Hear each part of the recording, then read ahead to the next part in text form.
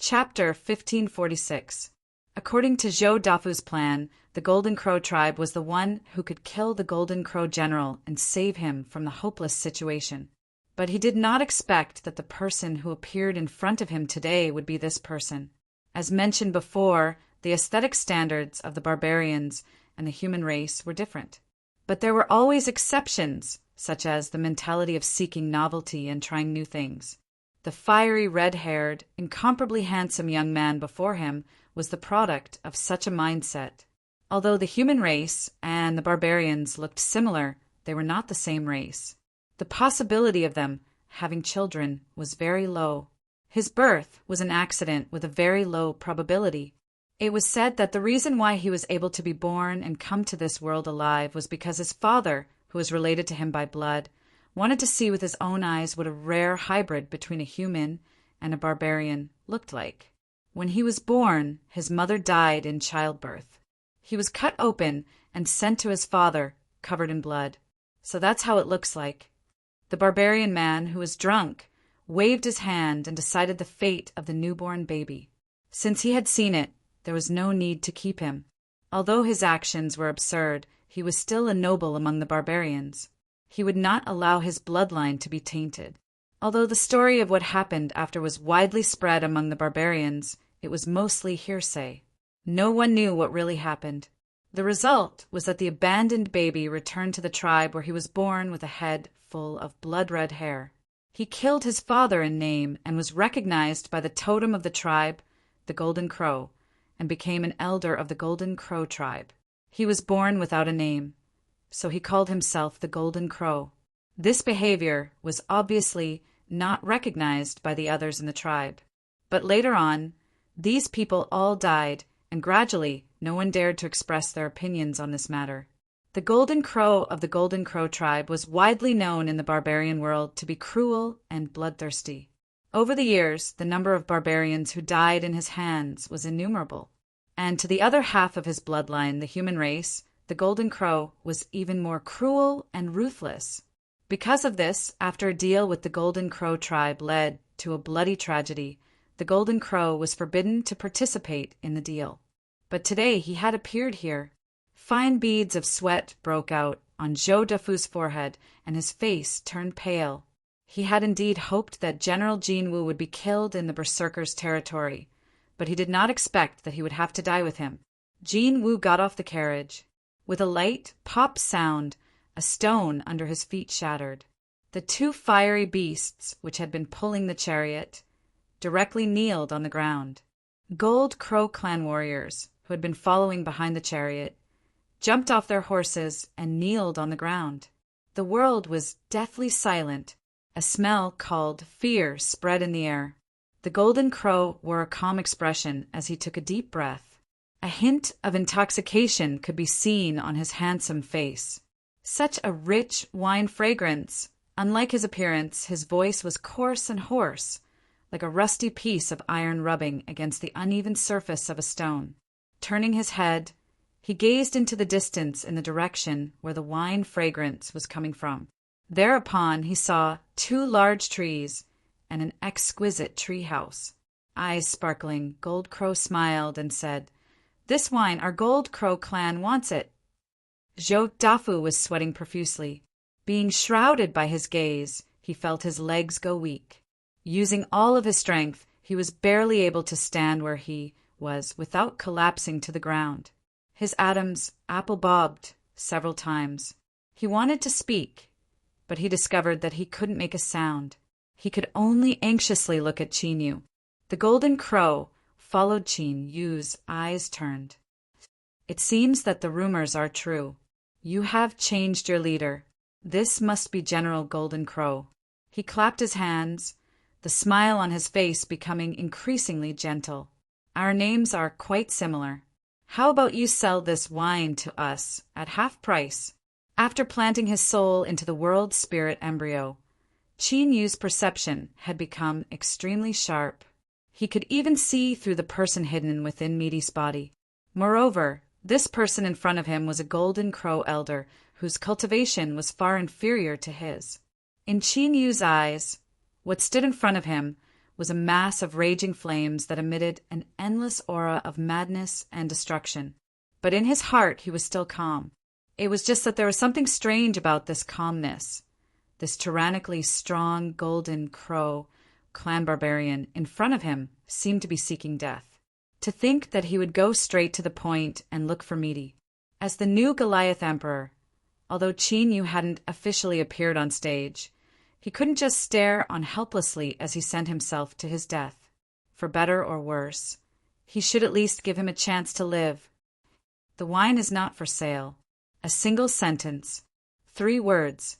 His refusal was clean and direct. Zhou Dafu's body shook and his eyes widened. Beads of cold sweat dripped down his body, soaking his robes. He looked at Qin Yu, his lips trembling. He wanted to shout out, "You want to die? Don't drag us down with you." But just now, he was so scared that he couldn't speak, much less now. Qin Yu glanced at Zhou Dafu, who was shivering like a ball. He thought that no matter how big or small he was, he really had lost face today. However, when he found that those smugglers who were used to living on the edge of a blade had their bodies tightened, as if they were facing a formidable enemy, he realized that this Gold Crow clan man in front of him seemed to have quite a reputation. But that was all. Qin Yu's expression was still calm. It wasn't that he was arrogant, but let alone these people in front of him. Even if the entire Golden Crow clan came, little Meaty could suppress him by herself. Drawing back 10,000 steps, he was the new Goliath Emperor. If it weren't for the fact that he was wary of the human cultivation system, he would have already started investigating him. If he directly revealed his identity, then this arrogant Golden Crow clan barbarians would tremble and kneel on the ground. Arrogant and tyrannical? Not qualified. The Golden Crow narrowed his eyes. This human and barbarian hybrid was so handsome that even a frown was pleasing to the eye. He looked at Qin Yu. "Do you want to die?" Behind him, the Golden Crow clan warriors, kneeling on the ground, all looked up. There seemed to be raging flames in those pairs of eyes, and the heat in the air suddenly rose by a notch. In the next moment, it seemed as if it would burn up, wrapping around Qin Yu and burning him to ashes. Qin Yu lightly said, "I also want to ask this question." He took a step forwards, his eyes as sharp as swords. "Do you want to die?" The Golden Crow was expressionless. After several breaths of time, he suddenly laughed. "Interesting, really interesting. It's been a long time since someone has dared to be insolent in front of me." Although he was laughing, his fists were tightly clenched within his sleeves.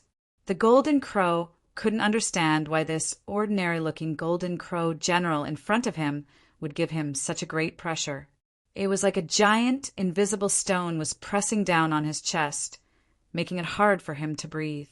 In particular, when he said the word die, the Golden Crow discovered that he really did feel a trace of fear. It was as if as long as the Golden Crow wanted to, he could easily kill him. It was because of this that the Golden Crow laughed. He used this to suppress the ruthlessness that surged deep in his heart. In these past years, the Golden Crow had killed countless people. If he really was a mindless slaughtering demon, he would have already sent himself into a hopeless situation. On the contrary, beneath his cruel and ruthless exterior, the Golden Crow had a calm and intelligent heart. "Golden Crow General, you are to my liking. Let the transaction begin." The Golden Crow laughed and waved his hand. Behind him, the Golden Crow clan warriors walked forwards. Qin Yu glanced at Zhou Dafu. After several breaths of time, Zhou Dafu regained his composure and hurriedly bowed. As he arranged the transaction between the two sides, Zhou Dafu would occasionally sneak glances at Qin Yu. He was well aware of the Golden Crow's reputation. But Zhou Dafu's fear towards this barbarian wasn't just because of this. It was also because he had personally experienced the terrifying murder of the Golden Crow clan in the past, and was one of those who had luckily survived. Zhou Dafu had personally witnessed his companion's tragic death. Now, there was a long and horrifying scar on his back. That saber strike had nearly cut him in half. It was only because his life was tough that he managed to survive. Although it could be said that it was precisely because of that murder that Zhou Defu had seized the opportunity to rise up and become the smuggler later on. It was difficult for him to regard the Golden Crow as his benefactor. There was only endless fear in his heart. Because of this fear, he subconsciously wanted to understand. It could be said that Zhou Dafu had a deep understanding of the Golden Crow. Of course, he could realize that his performance today wasn't right. Even though he had been directly threatened by the Golden Crow general, he had still chosen to keep the peace. Zhou Dafu didn't know the truth, but his intuition told him that the root of this matter lay with the Golden Crow general. Zhou Dafu didn't know the truth, but his intuition told him that the root of this matter lay with the Golden Crow general. The Golden Crow clan was a great tribe of the barbarians, and their background was extremely deep. They were one of the most powerful trading partners for the Emperor race's smuggling teams. The exchange of goods between the two sides continued for over half a day. When the last transaction was finalized, Zhou Dafu didn't pause at all. He directly reported to Qin Yu, "General, the transaction has been completed." Although, for some unknown reason, the Golden Crow hadn't gone crazy yet. But fear still lingered in his bones. He no longer wanted to borrow a knife to kill others. He only wanted to send this person away as soon as possible. Qin Yu nodded. He looked over. "I won't send you off." On the other side, the Golden Crow suddenly said, "Wait a moment." Zhou Dafu's heart skipped a beat. He thought this was bad. As he thought, the Golden Crow lightly said, "My tribe's warriors wish to exchange pointers with your cultivators. This is a long-established tradition. General Golden Crow shouldn't refuse, right? Things like traditions, forget about them.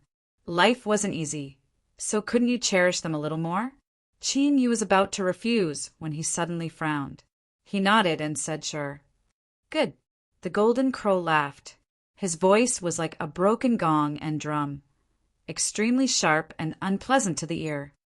"This place is not wide enough. Let's go there. Although we can't buy wine, it's good to smell it." Qin Yu glanced at him and stood up. "Let's go." He stepped forward. The Golden Crow looked at his back, a trace of surprise in his eyes. He didn't know why, but that glance just now had caused his heart to tremble. Several figures gathered around Zhou Dafu, worry and fear on their faces. "My lord, what should we do?" The Golden Crow clan was extremely strong, and their tribal warriors were born with the ability to grasp Sun True Fire. They were extremely difficult to deal with. Moreover, there was also the cruel and brutal Golden Crow present. If he really won and the Golden Crow clan lost face, who could guarantee that he wouldn't immediately turn hostile? Zhou Dafu took a deep breath and clenched his teeth. "Let's do things according to the old rules." Before this, Zhou Dafu had spoken to Qin Yu about the barbarians' challenge. He had also told Qin Yu that in the land of the barbarians, he had to endure what he had to endure. Chapter 1547. Beneath the two trees, the root people bowed and dispersed, returning underground. Thick green branches overlapped, forming a barrier that covered the treehouse. But Qin Yu knew that Little Meaty was hiding in the back, watching. That was because the whole thing had been done out of her will. He didn't know what she wanted to do. Qin Yu looked up and glanced at the other side, a bit of helplessness in his heart. Wasn't it good to be alive? Zhou Dafu walked over and respectfully bowed. "General, the arrangements have been made." After a moment of hesitation, he lowered his voice. "The Golden Crow tribe is strong, and we are in the territory of the barbarians. It is not shameful for us to silently endure. I ask that General consider the overall situation and not act impulsively." Qin Yu glanced at him. "I understand." He was naturally aware of Zhou Dafu's warning. But in truth, Qin Yu really didn't plan on doing anything. Little Meaty had set up this trap, so all he needed to do was watch. There was no need for an opening or any nonsense. With a wave of the Golden Crow's hand, the so-called exchange of pointers began. The Golden Crow tribe warrior was indeed strong. As he stepped onto the stage, the armor on his body began to emit crimson flames. The air was burned by the high temperature, causing it to distort. Only his cold and cruel eyes remained extremely clear. In comparison, the aura of the smuggler from the other side was much weaker. His face was pale, as if he hadn't seen the sun for hundreds of years. Beads of sweat covered his forehead, evaporating under the high temperature and emitting white steam. It seemed that he would ascend at any moment. Bang! Flames shot up into the sky. On the surface of the Golden Crow tribe warrior's body, a flame giant condensed. With a single step, the ground cracked and cracked. Then, under the extreme heat, the ground began to show signs of melting. A fist wrapped in flames howled through the air. The smuggler's face was deathly pale. He rolled away in embarrassment, barely dodging the attack. The following exchange of pointers could be seen as a one-sided beating. On one hand, this Golden Crow tribe warrior was tyrannically strong. On the other hand, even though he was a smuggler from the other side, he still held back when attacking. At the very least, Chinyu had seen several times where he clearly had the chance to counterattack, but in the end he didn't. This was probably the so-called forbearance. Zhou Dafu was slightly worried. He glanced at the Golden Crow from the corner of his eyes. The conversation between him and the Golden Crow made him very uneasy.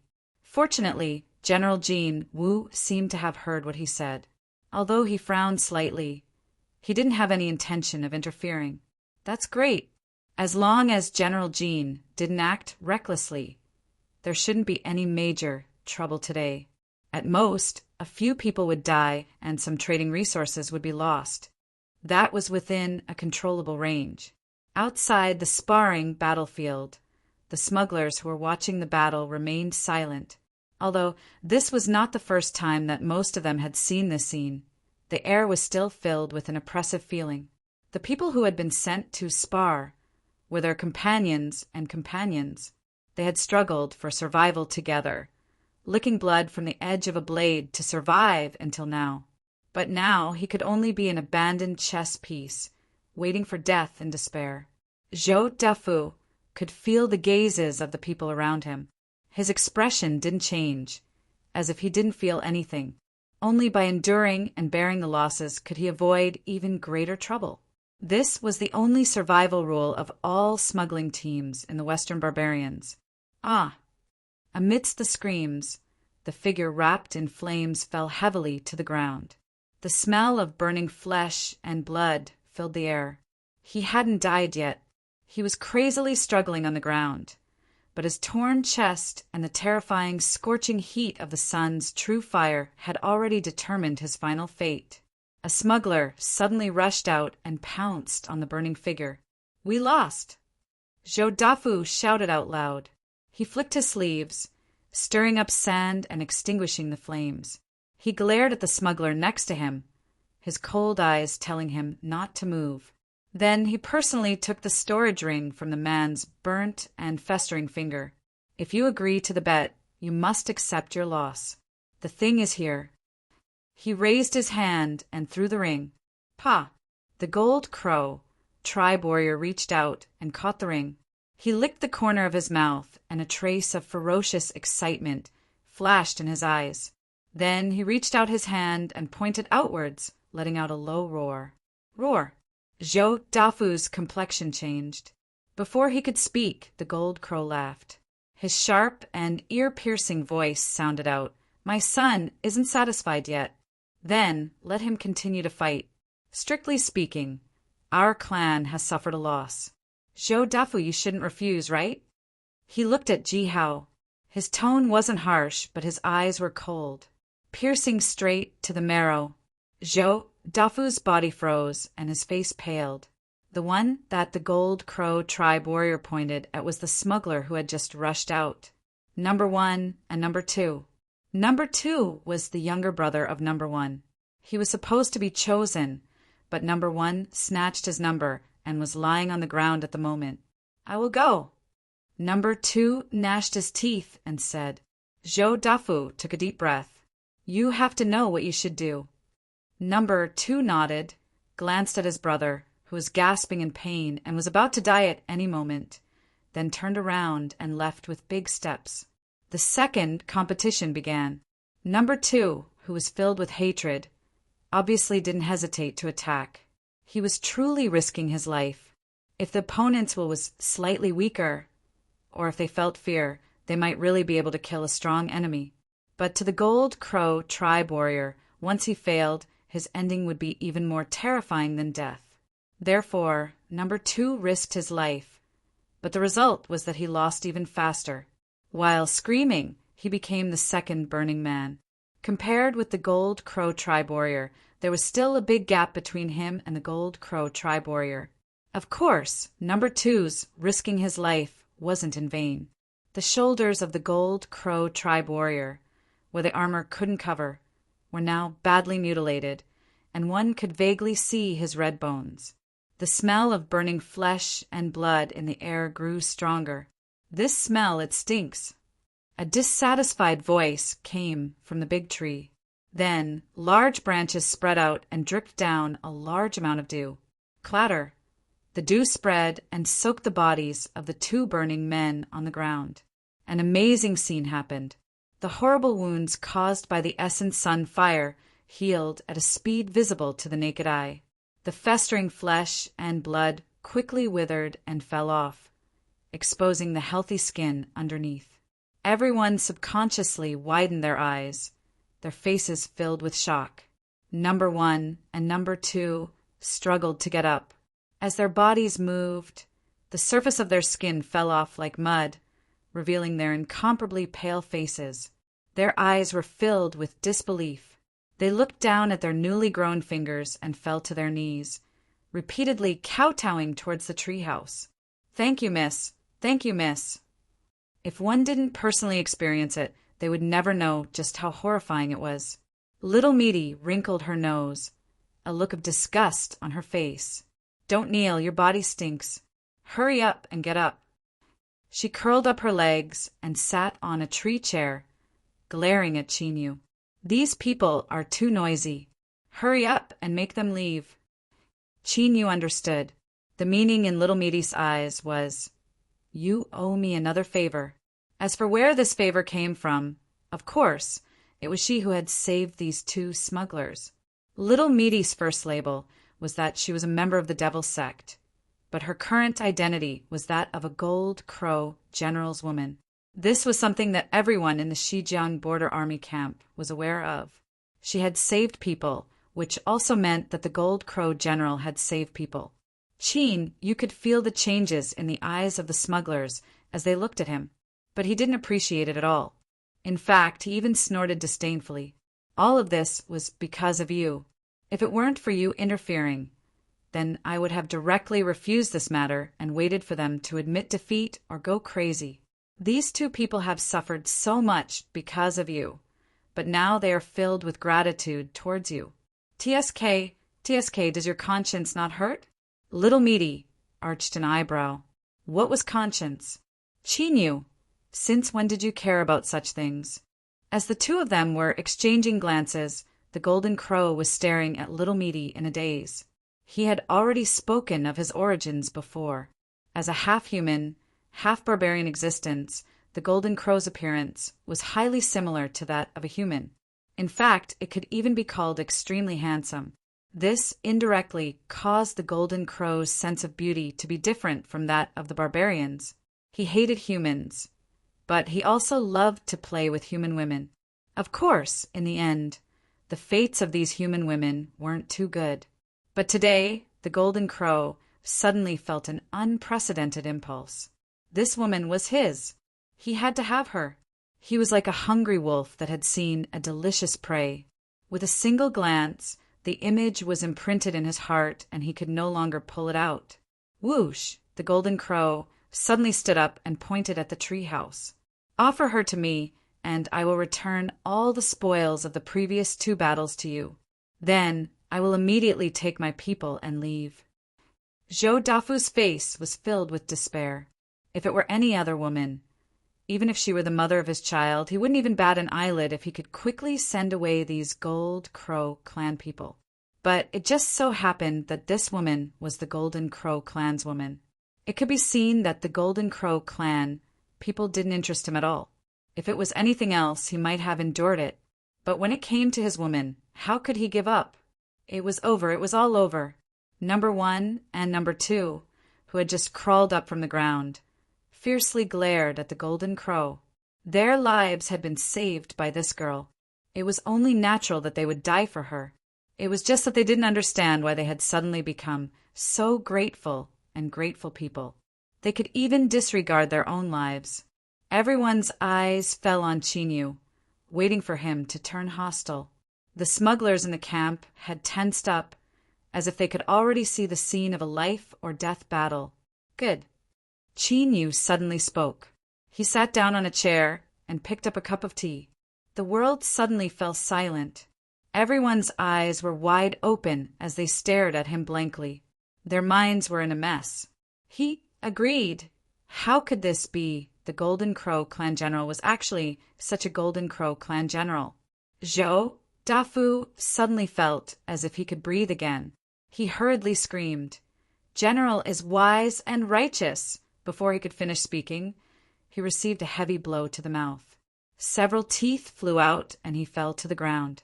Little Meaty angrily drew back her hand. She placed her hands on her hips and glared at Chinyu. "You bastard, heartless man, how did I treat you? Is this how you treat me?" She looked at the Golden Crow. "You want me? Sure, fight with him. If you win, I will go with you. But if you lose, I want something from you." The Golden Crow's breathing quickened. "All right, I agree. I will give you anything you want." Little Meaty humphed. "That's what you said." She sat down. "Chin, if you joke around again, I won't joke around with you anymore." This was a naked threat. Chinyu sighed inwardly. He thought that with your strength, you could get anything you wanted with just a flick of your finger. Why go through so much trouble? He stood up and walked over. It was fine for her to be mischievous for a bit, but if she continued to be mischievous after being clearly warned, then she was just brainless. Moreover, today's situation wasn't bad at all. Although Chinyu didn't care much about smuggling, as long as he dealt with these people properly, he could avoid more troubles in the future. Do it. Chinyu looked at the Golden Crow, his eyes calm. This was the so-called evil you brought upon yourself. If you are so blind, then you can only suffer the consequences of your own actions. The Golden Crow roared out loud and stepped forwards. Terrifying flames broke out from its body, revealing a terrifying pale blue color. It could be imagined just what sort of heat was contained within these flames. But Chinyu wasn't in the mood to play around with him, since he wanted to completely erase the troubles in the smuggling squad. Then establishing his prestige was necessary. Chinyu lifted a hand. His 5 fingers spread out and pressed forwards. Puff! The flames were instantly extinguished. Like a 5-finger mountain, it came crashing down. Bang! With a loud explosion, the earth trembled.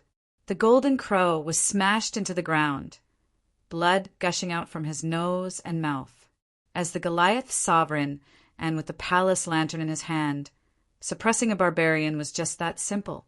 After finishing his task, Chinyu turned and left. All around him were stunned faces, as if he were looking at an immortal in the heavens. Chapter 1548.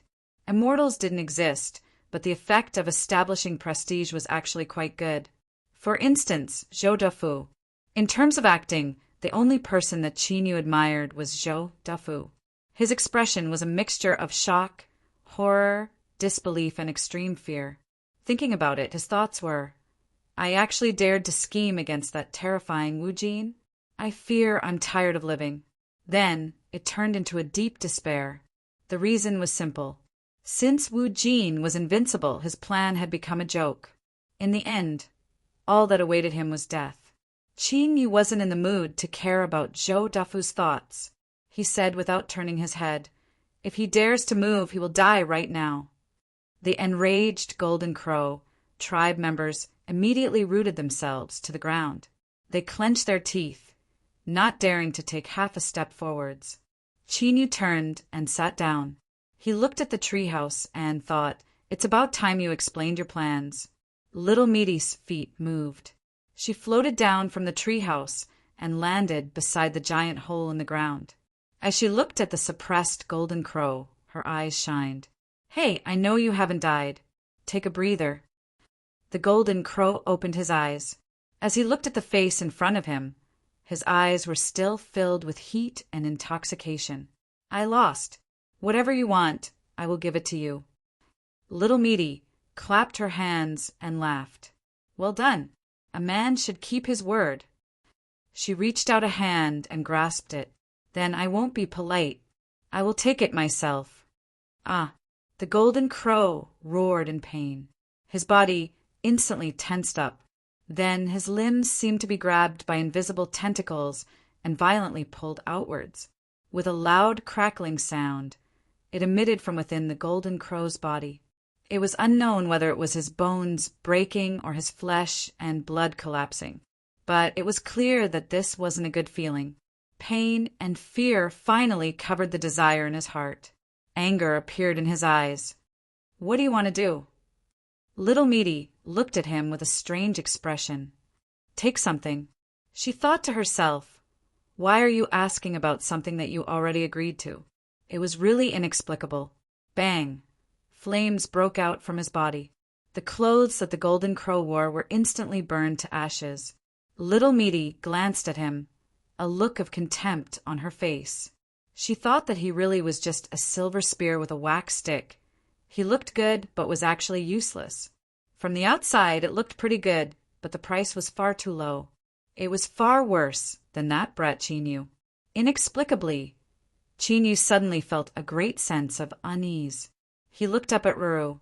Although she was currently facing away from him, his intuition told him that this was definitely because of her. "Save me! Kill them all!" The golden crow howled mournfully. Red blood vessels bulged under his limbs, as if burning magma was really flowing within them. Now they were gathering towards the heart, starting from the limbs. "Kill! Save the elder!" Gold Crow clan warriors let out raging roars. At this moment, the temperature of the surrounding area soared. The flames that soared into the sky dyed half the sky red like fresh blood. Chinyu frowned. He didn't stand up. Instead, he looked across. In the next moment, the faces of those Gold Crow clan warriors, whose eyes seemed to be burning with rage, suddenly showed fear on their faces. What they withstood was an extremely terrifying suppression. Their minds trembled and the strength within their bodies directly scattered. Putong! Putong! Gold Crow clan warriors fell to the ground one after another. This scene caused those who had just regained their composure to fall into a long period of silence once more. Eyes gathered on Chinyu's body. Their eyes were filled with endless shock and disbelief. To be able to single-handedly suppress the Golden Crow proved that the Golden Crow general was tyrannical to the extreme. Even so, this scene left one's heart trembling. This was something that had been said many times before. It was the palest and most powerless thing in the world. But the Golden Crow general had used just a single look to suppress all the Gold Crow clan warriors. Did they dare to believe it? But without a doubt, this was the reality that was occurring in front of them. They couldn't believe it or not. Ruru's extraction continued. That's right. Although Chinyu didn't know what she wanted to do, he could roughly see what her goal was. As the Emperor of the Goliaths, he had a duty and responsibility to protect his subjects and people. But this didn't include traitors and traitors. Since the Golden Crow had attacked him, there was nothing left to say. Of course, the more important reason was that the Golden Crow was seeking death. Chinyu was prepared to give him a way out, but he had still provoked this person. Now, Chinyu had to rely on her protection. Since Ruru had expressed her stance, he could only maintain his silence. As the saying went, he brought this upon himself. The sinful Golden Crow was in a miserable state. He had already fallen into a semi-conscious state. Blood constantly seeped out from every orifice of his head. But in the next moment, All of this blood was evaporated by the burning flames around his body. The magma that gathered from his limbs poured into his heart. Just as Chinyu thought that in the next moment he would be dissected alive, Ruru suddenly turned around and glared at him. The meaning behind her eyes was clear. What kind of look is that? Am I such a cruel person? Chinyu's lips twitched. If it were anyone else, it might be hard to say. But if it were her, then this matter really wouldn't be anything at all. But in the end, he wouldn't be dissected alive. Little Meaty stretched out a finger and gently flicked it on the surface of his heart, which was as red and hot as a piece of red-hot iron. Peepa, peepa! Countless cracking sounds came from the surface of the golden crow's body. Countless cracks began to appear on his naked body. Looking down, through every crack, one could clearly see the trembling dark red flesh and blood, like soft and delicious jelly. The semi-conscious golden crow fiercely opened his eyes, his body silently twitching. Starting from his heart, a thick line of fire extended upwards, passing through his chest and throat, reaching the tip of his nose and between his eyebrows. Here, the line of fire split in two, each one pouring into an eye on either side. The golden crow twitched even more fiercely. This feeling was probably like plucking out an eyeball and tossing it into boiling hot magma. Just imagine how it would taste. Chinyu believed that he had seen many things in his life. To say that killing people like scything flax wasn't wrong in itself. But this was the first time he had seen such cruel methods. If the golden crow had a choice, he likely would have cut his own neck and committed suicide. As Chinyu thought back to the rolling eyes just now, he was left speechless. He thought that he might as well just cut open the golden crow and be happy. Within the camp, everyone had just regained their composure. The pitiful screams attracted their attention, and as they saw the golden crow's fate, they all shivered and fell into a daze once more. Miss Ruru, was she actually so terrifying? The one with the greatest psychological contrast was Zhou Shaoshan. He clutched his chest and plopped to the ground. This was probably dream-shattering. So it turned out that even a little fairy maiden could kill people. Moreover, her methods of killing were so cruel that it was hard to accept them. The golden crow finally stopped twitching. Its two eyes that had been filled with magma had turned into a solid, jade-like substance. Ruru nodded with satisfaction. She reached out and grasped the air. The two eyeballs flew out on their own and fell into her hand. But the moment the eyeballs left its body, the golden crow seemed to have lost all of its strength and instantly turned into a pile of mud. Well, what I wanted were your eyes. Now we're even. Chinyu suddenly frowned. A trace of vigilance rose up in his heart. In the next moment, there was a cry that came from the collapsed golden crow's body. It was filled with anger and cruelty. A golden crow flew out from the golden crow's body. Although this sounded strange, the scene in front of them didn't make anyone think it was funny at all. This was because the golden crow was massive. Its wings were 1,000 feet wide. It was like a true sun that descended upon the camp, releasing world-destroying flames. At this moment, the air began to boil, turning into invisible magma. Walala! There was a series of crashing sounds. The branches of the two heaven-supporting trees began to scramble over each other, struggling to weave a thick shade above Ruru's head, isolating her from the heat. Their leaves began to emit light like a kind of jade. As the golden crow burned them, they became even more verdant. It was clear that these two flattering trees didn't only know how to flatter and flatter others. They themselves were unusual. Walala! Another shade fell onto Chinyu's head. Although it couldn't compare to the thickness of Ruru's head, it still instantly cooled him down. These were indeed extraordinary trees. The golden crow angrily cried out. It flapped its wings and circled in the skies. Its eyes stubbornly stared at Ruru, as if it could feel some sort of threat from her. There was a hint of hesitation in its giant eyes.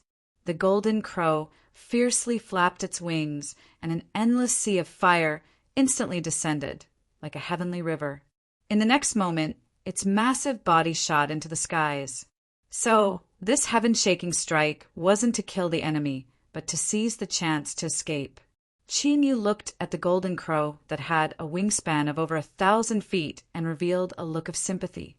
Although your eyesight is good and you are decisive, since you've already come here, how could that person allow you to leave alive?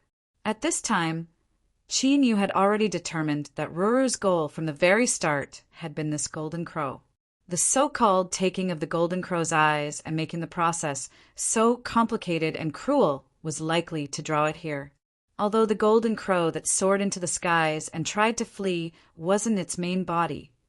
Thinking about it, Ruru had a method. In truth, Ruru's method was very simple. She threw out a bead. Or, to be more precise, it was one of the golden crow's eyes. She lifted a hand and pointed a finger at the surface of the bead.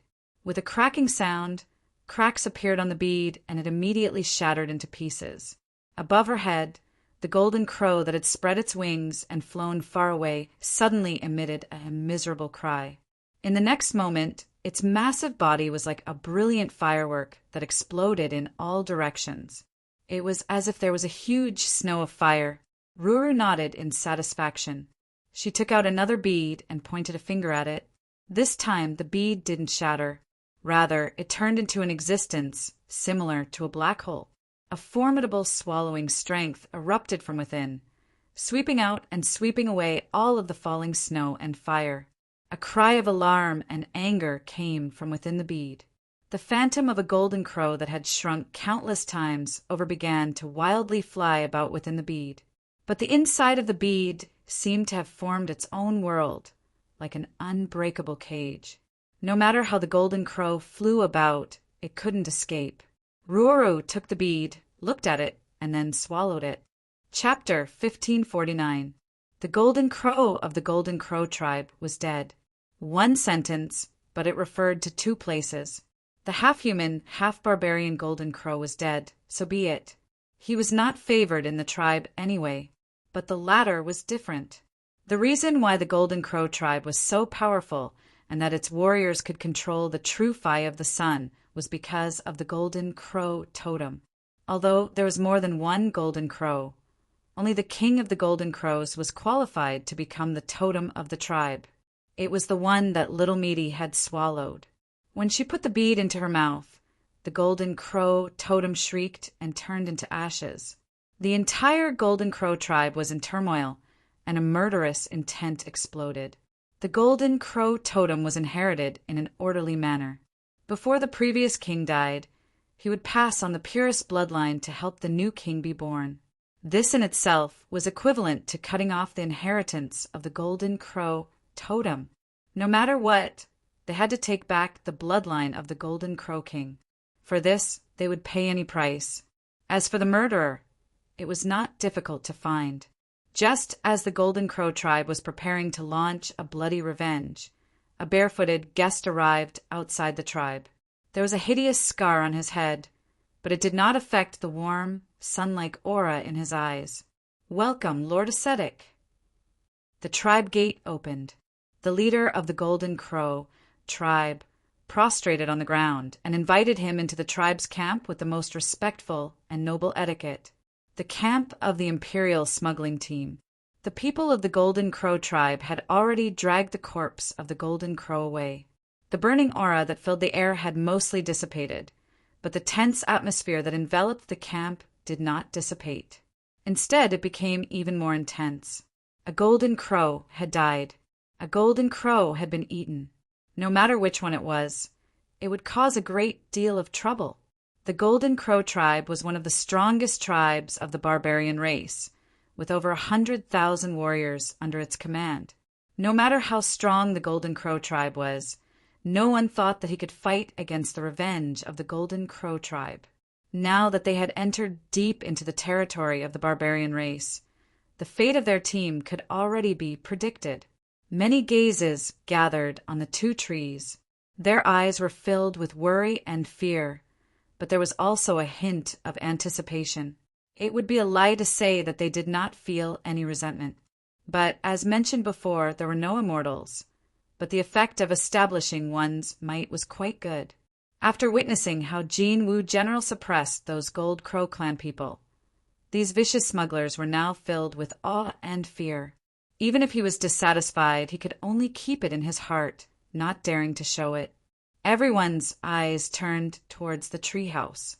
Qin Yu looked at little Meaty across from him and couldn't help but rub the space between his eyebrows.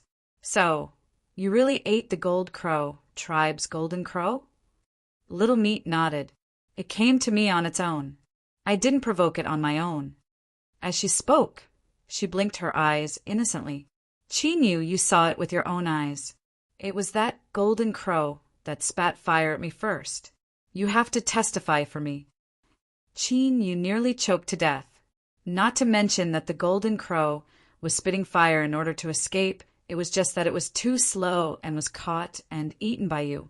Even if it really attacked first and provoked you, what's the use of me testifying? Would the Gold Crow clan believe it? Taking a deep breath, Qin Yu looked at her and said, You have to take responsibility. Everything was caused by Little Meat. Of course, he had to take responsibility. Little Meat nodded with a relaxed face. Of course I will.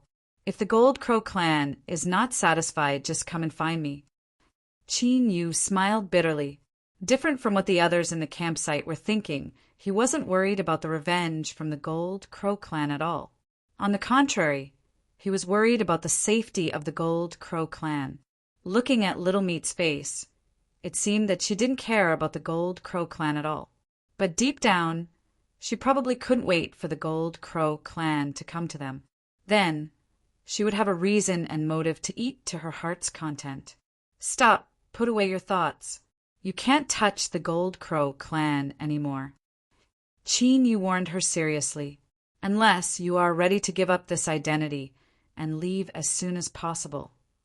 In front of him, Little Meat thought for a while, then lifted the chicken overlord in her arms and rubbed it with her hands. She pouted, extremely dissatisfied. She understood Qin Yu's warning. Little Meat's identity was a girl from the Devil Sect. The methods she had displayed so far were already astonishing. If she destroyed the entire Gold Crow clan, wouldn't that be telling everyone that there was a problem with her body? The people of the Western Wasteland weren't blind or deaf. They would definitely react. At that time, her vacation would end early.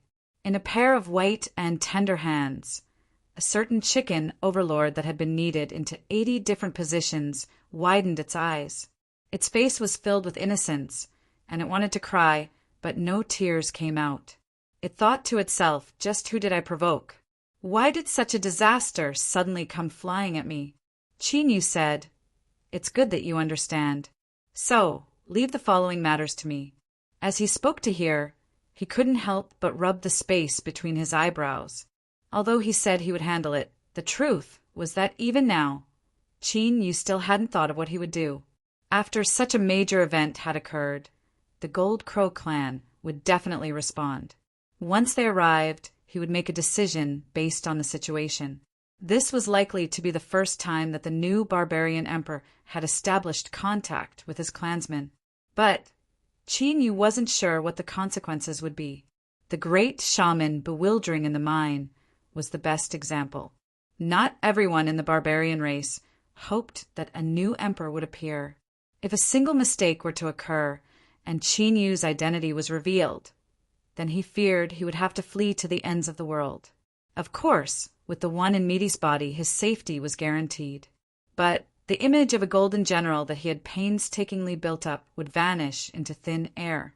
This would inevitably be a fatal blow to Qin Yu's plans. His plan to borrow the strength of the Western Wasteland to resist that race would also be completely shattered. The consequences would be severe. He had no choice but to be cautious. After warning Meaty a few more times not to cause any more trouble, Qin Yu stood up and left. This matter of freeloading could only be temporarily suspended. He landed on the ground and turned to look at the treehouse. His eyebrows furrowed for a moment before he composed himself. A mysterious existence hidden in space-time would never suddenly provoke trouble for no reason. If Meaty wanted to eat the Golden Crow clan, then she must have her own reasons. It definitely wasn't as she said. She had been a bit greedy recently. So, Chini didn't stop her and chose to acquiesce. As he thought about how Meaty had been in a deep slumber ever since the treehouse was built, a sharp light flashed in Chinyu's eyes. If things were really as he thought, then even if he stirred up a great deal of trouble because of swallowing the Golden Crow clan, it would still be worth it. As Chinyu was silently thinking, there was a loud thud in front of him. Zhou Dafu, who was missing several teeth, fell to his knees. Lord Marinated, if you want to eat, then you have to rub. If you want to bite, then you have to scrape. If you want to eat, then you have to eat. Chinyu furrowed his eyebrows and looked at him. Zhou Dafu's body trembled. He quickly opened his mouth and pointed at his missing teeth. His eyes filled with tears. Chinyu humphed. It hasn't come to this. I'll give you one last chance. Speak properly. Zhou Dafu cried out and tears streamed down his face. With a loud thud, his head smashed into the ground, leaving a large dent in it. Thank you, General, for sparing me. Thank you, General. Chinyu faintly smiled at him. Zhou Dafu, are you so sure that I won't kill you? Zhou Dafu's face was filled with awe and trepidation. If General wants to kill me, it would be easier than pinching a bug to death.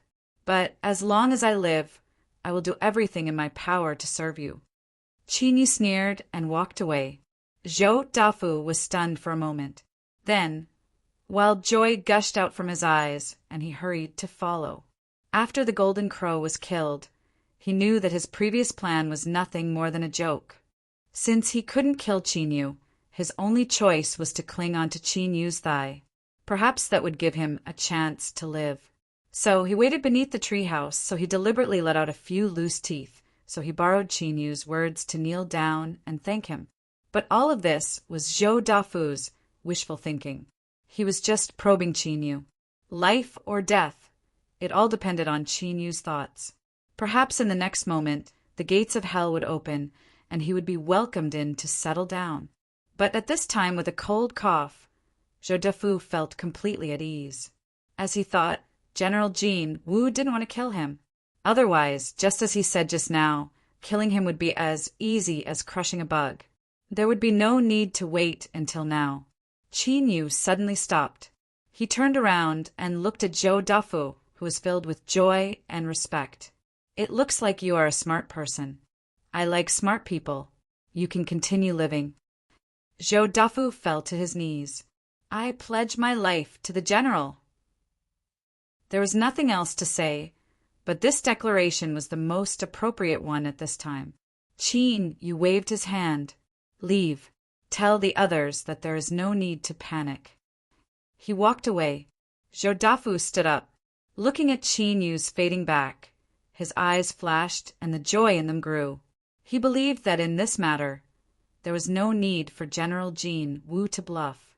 Of course, what was more important was that Zhou Dafu believed in his own eyes. When he said, "There is no need to panic," General Jin Wu's mood was calm and his eyes were as deep and unfathomable as the deep sea. This absolutely wasn't something that could be faked. In other words, he really did have confidence. There was no need to panic. Naturally, there was no need to panic. If so, then the revenge of the Golden Crow tribe wouldn't be a problem. General, he really was a thick thigh that couldn't be thicker.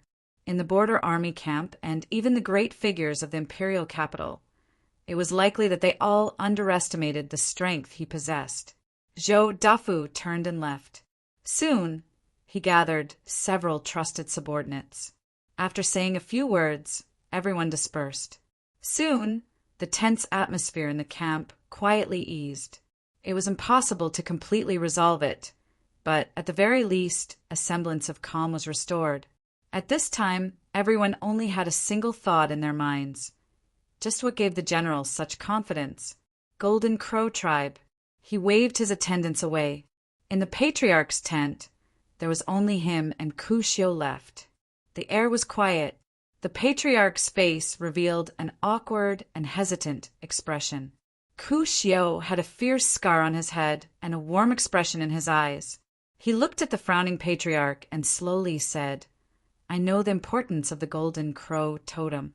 Patriarch, please rest assured that no matter what the result is, I will resolve this matter for your honorable tribe." The patriarch let out a long breath. After obtaining the promise he wanted, he finally smiled. "Thank you, Lord Ku Xiu. Then, I will leave this matter to you. My tribe will cooperate fully." Ku Xiu stood up. "Thank you, patriarch." He turned and walked out. To avoid any accidents, the fewer people who know about this, the better.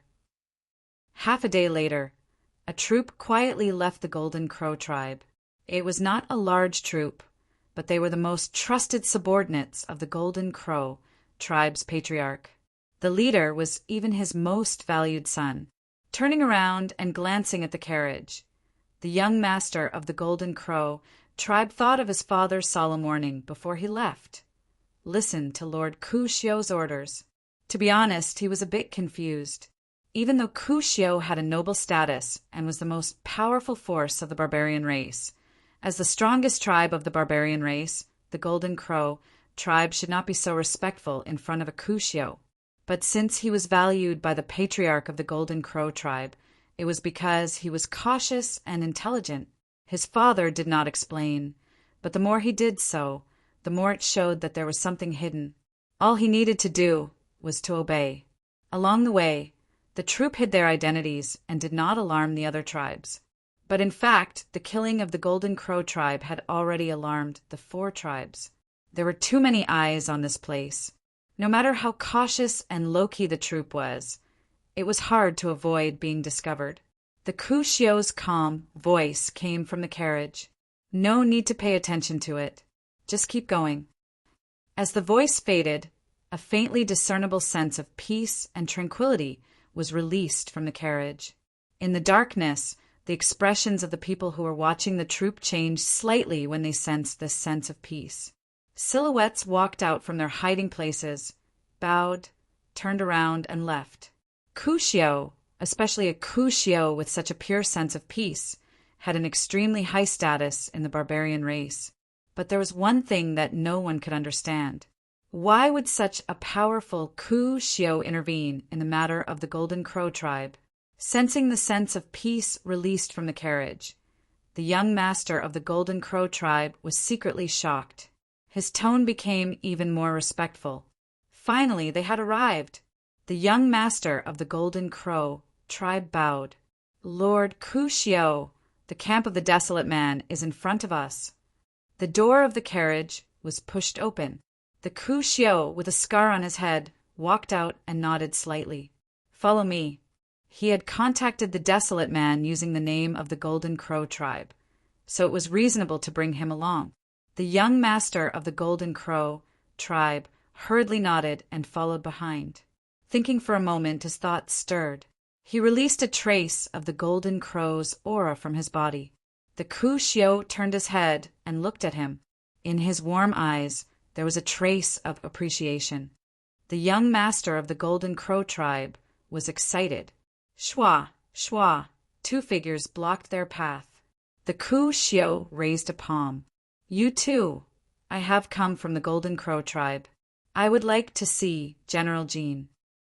Anticipation appeared in the depths of his eyes.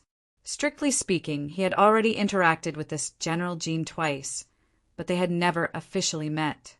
He wanted to know just what relationship this person had with the new barbarian emperor. The Ku Xiu was gentle and polite, but that didn't mean that he had restrained his aura. On the contrary, at this moment, he was like a boundless lake.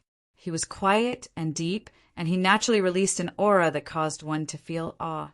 Across from him, 2 Western wasteland cultivators who were standing guard took a deep breath and bowed. "Lord Ku Xiu, there is no need to be so polite. Please follow us." In the darkness, there were some sounds. Other cultivators had already rushed back to the camp to report. "I'll have to trouble you." The Ku Xiu had a calm expression. He saw all of this, but he didn't care. Soon, the smugglers' camp that had calmed down began to panic once more. The Kushio had arrived. As smugglers who traveled the borders of the western wasteland and barbarian territory all year round, they had a deep understanding of the barbarians. They certainly knew what the Kushio represented. In addition to their noble status, they also represented extremely powerful cultivation and strength. Against the Kushio, could the general win? Even if he could, the barbarian Kushio was a separate entity. Provoking one was the same as provoking all of them. Who could withstand this? Chapter 1550. Just as everyone was thinking and feeling more and more hopeless, two people walked in from outside the camp. Ascetic Cultivator's aura could be recognized at a glance. Everyone subconsciously showed respect and bowed slightly. Then they suddenly realized that the general had not appeared yet. Although the Western Wasteland and the barbarian race had been enemies for generations, the respect for the strong surpassed the iron law of hatred. The general's actions were extremely rude and could possibly anger the other party. Zhou Dafu's figure appeared in everyone's sight. His face was slightly pale and his forehead was covered in sweat. He quickly walked up and bowed. "Lord Ascetic Cultivator, the general invites you to the tent to talk." As he spoke, he tried his best to remain calm, but his voice was still trembling. Ascetic Cultivator nodded calmly. "All right." He turned and bowed to the young master of the Golden Crow tribe. "Young master, please wait here for me." The young master hurriedly nodded. Zhou Dafu's heart relaxed slightly. Then he felt proud of General Jin Wu's strength. Ascetic Cultivator, a powerful barbarian cultivator, was so restrained and patient in front of General Jin Wu. Zhou Dafu coughed and stood up, gesturing. "Lord Ascetic Cultivator, please follow me." His words and actions were much more relaxed than before. Within the camp, a group of Western Wasteland cultivators and ferocious smugglers couldn't help but widen their eyes when they saw this. Then their hearts suddenly calmed down. Ascetic Cultivator followed behind Zhou Dafu. At this moment, he frowned as if sensing something. He turned and looked at the two trees at the edge of the camp. Zhou Dafu's eyes flickered, and he smiled. "That place is the residence of my family's madam. These two ancient trees are the madam's servants." She was the only woman beside General Jinwu, even though she didn't have an official title. But after seeing Little Meaty's methods, he didn't mind flattering her. Ascetic Cultivator nodded and took a deep breath. His face didn't change, but his heart was filled with anticipation. They arrived at the tent. Zhou Dafu bowed. "Lord Ascetic Cultivator, the general is waiting for you in the tent." Ascetic Cultivator returned the bow and stepped forward, entering the tent. At first glance, he saw the young man sitting on the main seat. "Bitter Cultivator Prajna greets General Jin." He took a step forward, raised his palm, and cupped his hands in greeting. Looking into the tent and at the ascetic standing in front of him, Chinyu smiled and his eyes lit up with joy. His previous hesitation and uneasiness vanished into thin air after seeing this person.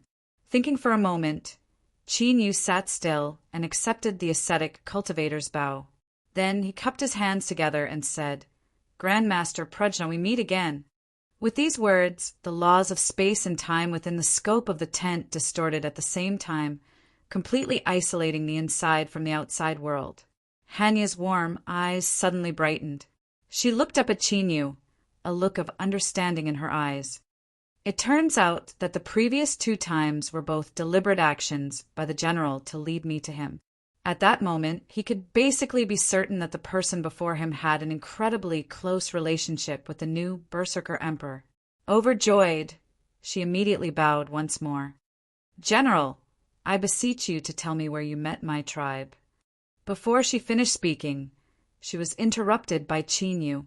"Grandmaster Hanya, there is nothing that cannot be said to others, but there are some words that cannot be said." Hanya's expression turned cold. She bowed. "General is right. I was impulsive in the moment. Please don't blame me." Chinyu smiled. "Grandmaster is too serious. Please sit down." Hanya sat down. She looked at Chinyu, and her thoughts stirred. The matter with the Golden Crow tribe, was it the general's intention to lead me here? Chinyu shook his head. At the start, I didn't think things would reach this point, but the Golden Crow tribe's Golden Crow elder ignored my good intentions and ended up in this situation.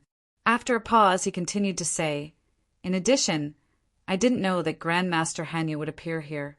I was hesitating whether or not I should come into contact with the people from the Golden Crow tribe. Hanya was a smart person. Her complexion changed. General, if there is something you need, there is no harm in speaking frankly.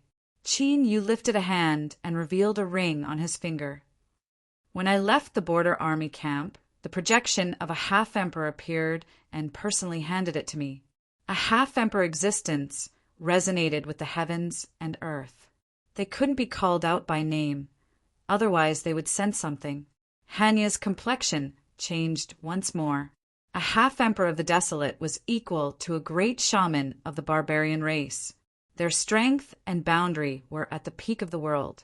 Her eyes fell on the ring, and her expression became even more solemn. She waited for Chinyu to continue speaking. This ring is a spatial magic tool.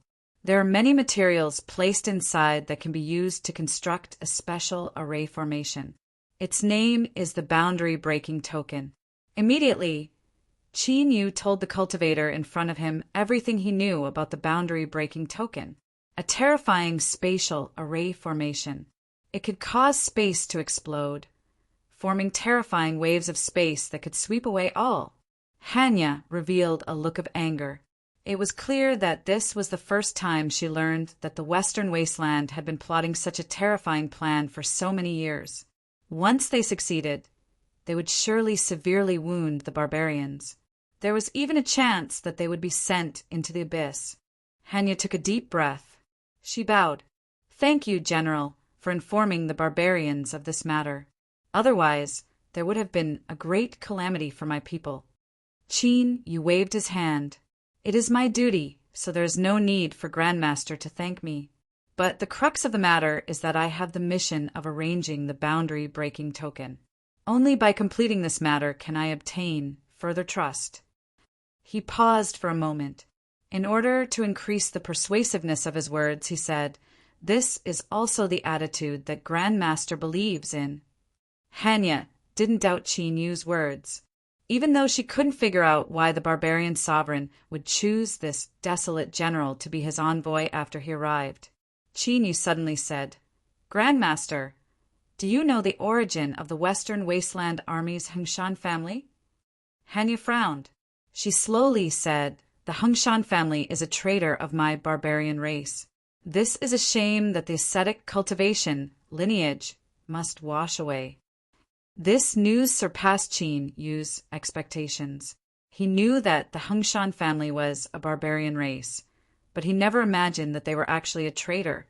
No wonder when Chinyu deliberately released his aura and was detected by Hanya, he didn't hesitate to pay any price to kill Yi Wangu. His thoughts raced. Chinyu's expression remained calm, as if everything was within his grasp.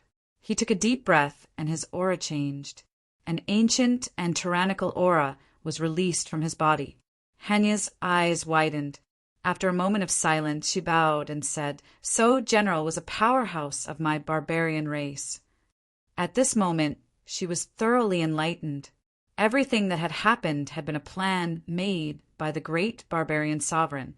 He had deliberately arranged for this barbarian powerhouse to enter the Western Wasteland and imitate the betrayal of the Hengshan family in the past to obtain the trust of the Western Wasteland Great Emperor.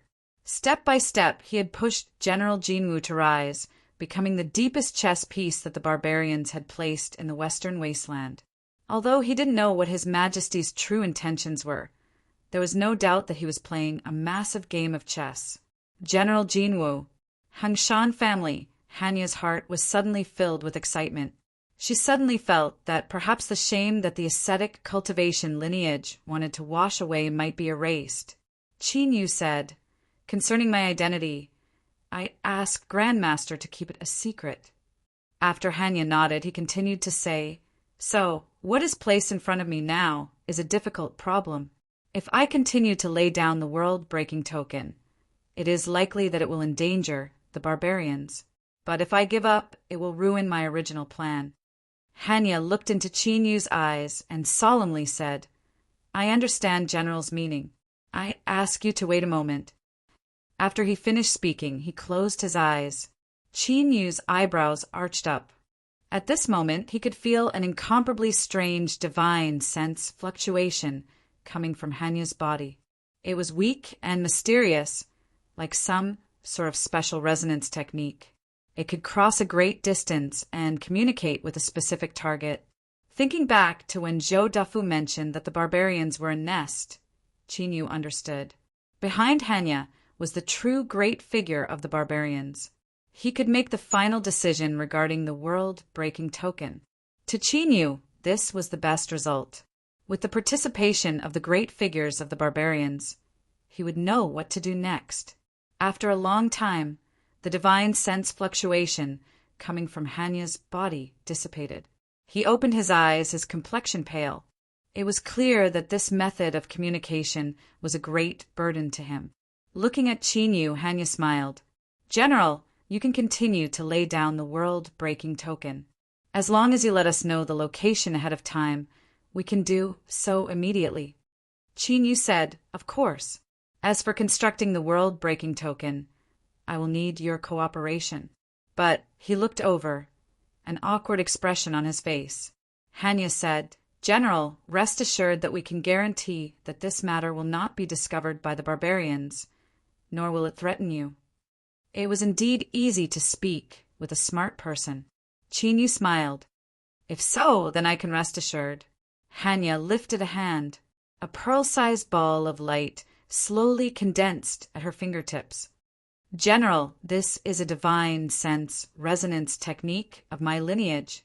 I used this technique just now to contact teacher. As Hanya spoke to hear, a puzzled look appeared in her eyes. Teacher ordered me to pass this technique to you. At a time when you need it, you can use it to contact my teacher. Qin Yu's eyes flashed. I wonder who Grandmaster Hanya's teacher is? Hanya placed her palms in front of her. She respectfully bowed and said, My teacher is the only great shaman of the Western barbarians today, the great shaman of Meng Mountain. Great shaman, as the barbarian sovereign, Qin Yu certainly knew what sort of existence a great shaman was. In terms of status and strength, they were comparable to the barbarian half-step sovereign realm. In this world, they were the most powerful cultivators. In the past, the great shaman of the mine, in order to subdue the heaven and earth spirit embryo at the bottom of the mine, had damaged his own boundary and cultivation. In the end, he had perished. But before that, he had used a curse ritual to erase all traces of his existence. Otherwise, if the Western barbarians knew that a barbarian great shaman had perished in the mine, they would have spared no cost to find the secrets hidden within. If so, then the heaven and earth spirit embryo should have already been discovered and taken away by the Western barbarians. It was impossible for it to remain here until today. Great Shaman of Meng Mountain. This was the name of the second great shaman that Qin Yu knew of. He cupped his hands together and bowed. Thank you, great shaman of Meng Mountain. After carefully sensing the ball of light, he found that there was nothing wrong with it. Qin Yu grasped forward, and the ball of light flew into his hand. The moment it touched his flesh and blood, it melted into him and disappeared. In the next moment, a strange method of using divine sense appeared in his mind. Qin Yu couldn't help but smile. Whether it was Hanya in front of him or the great shaman of Meng Mountain behind him, they were both trustworthy. Before this, he had exposed his aura twice, and yet no problems had appeared. This was the best evidence. Since the other party was trustworthy, then this divine sense manipulation technique was the same as having another life-saving card in Qin Yu's hand. No one would complain about having too many of these things. Grandmaster Hanya, regarding the matter of the Golden Crow tribe, you and I need to think of a more reliable reason so that the outside world will believe us. That isn't difficult. Since the Western barbarians want to use you as a chess piece in their territory, then let's do as they wish. Qin Yu thought for a moment. He smiled. Good. Hanya frowned. She bitterly smiled. I just remembered that there is another problem that needs to be resolved. She looked at Qin Yu. The Golden Crow tribe's totem, the Golden Crow, was killed by the general's wife, causing the Golden Crow tribe's totem bloodline to be severed. This matter involves the foundation of the Golden Crow tribe. If we cannot resolve it, it will be difficult for them to cooperate. Qin Yu revealed a strange expression, but before he could speak, a meaty voice echoed out from the tent. I will resolve this matter. Space shook and a round bead appeared. It was crimson, as if endless magma had been poured into it. This was the one she swallowed in the past. But the Golden Crow within had already disappeared without a trace. If I hand it over to the Golden Crow tribe, they will naturally be satisfied. They might even thank me for eating that old Golden Crow. General's wife. Humph humph. This title was simply preposterous. Chapter 1551. Ascetic Xiu came and left, bringing the Golden Crow tribe young master with him. He didn't wave his sleeves, nor did he take away a single cloud. No one knew what happened in the tent, but without a doubt, there was a high chance that the general had settled this great problem. This could be confirmed by how the general personally saw Ascetic Xiu out of the tent before he left. In the camp, General Jin's prestige had reached its peak at this moment. Zhou Dafu was overjoyed, but he couldn't help but furrow his eyebrows. He was good at observing people and felt that there was a hint of intimacy and respect in Ascetic Xiu's attitude. This he was probably mistaken. What kind of status did Ascetic Xiu have in the barbarian race? Even if General Jin could settle the Golden Crow tribe matter, he still wouldn't be respected. No matter what, they had escaped a calamity. This was something worth celebrating. Qin Yu was in a good mood.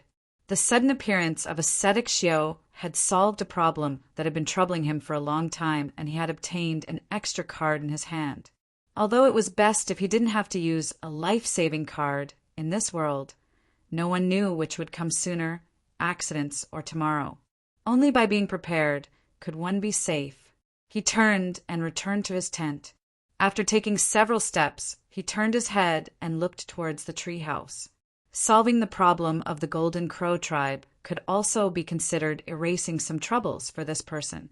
Eating and drinking shouldn't be too much, right? Cough! Qin Yu turned and ran straight towards the treehouse. The Golden Crow tribe troops smoothly returned to their camp. Because of the strong suppression from the chief, the fires of vengeance had been temporarily suppressed. But now they could clearly feel the restlessness and violence in the air. The Golden Crow totem had been killed. This matter had to be resolved. Otherwise, the powerful Golden Crow tribe was no different from a tree without roots. They were destined to wither away. The chief personally came out and bowed. Grandmaster Bo Ri, you've returned. The young chief glanced over and shook his head. He really didn't know what Ascetic Xiu and General Jin had talked about in the tent. After the two of them had a secret discussion, they brought their men back. He was also confused. Bo Ri faintly smiled. She pretended not to notice the exchange between father and son. Chief, I ask that all the elders of the tribe gather together. The patriarch's eyes lit up. He raised his head and smiled. Good. He turned around and said, Pass down my order. Tell all the elders to stop what they are doing and come to my tent. The young clan leader acknowledged respectfully, turned around and left in a hurry. The patriarch reached out his hand. Grandmaster Hanya, please wait a moment.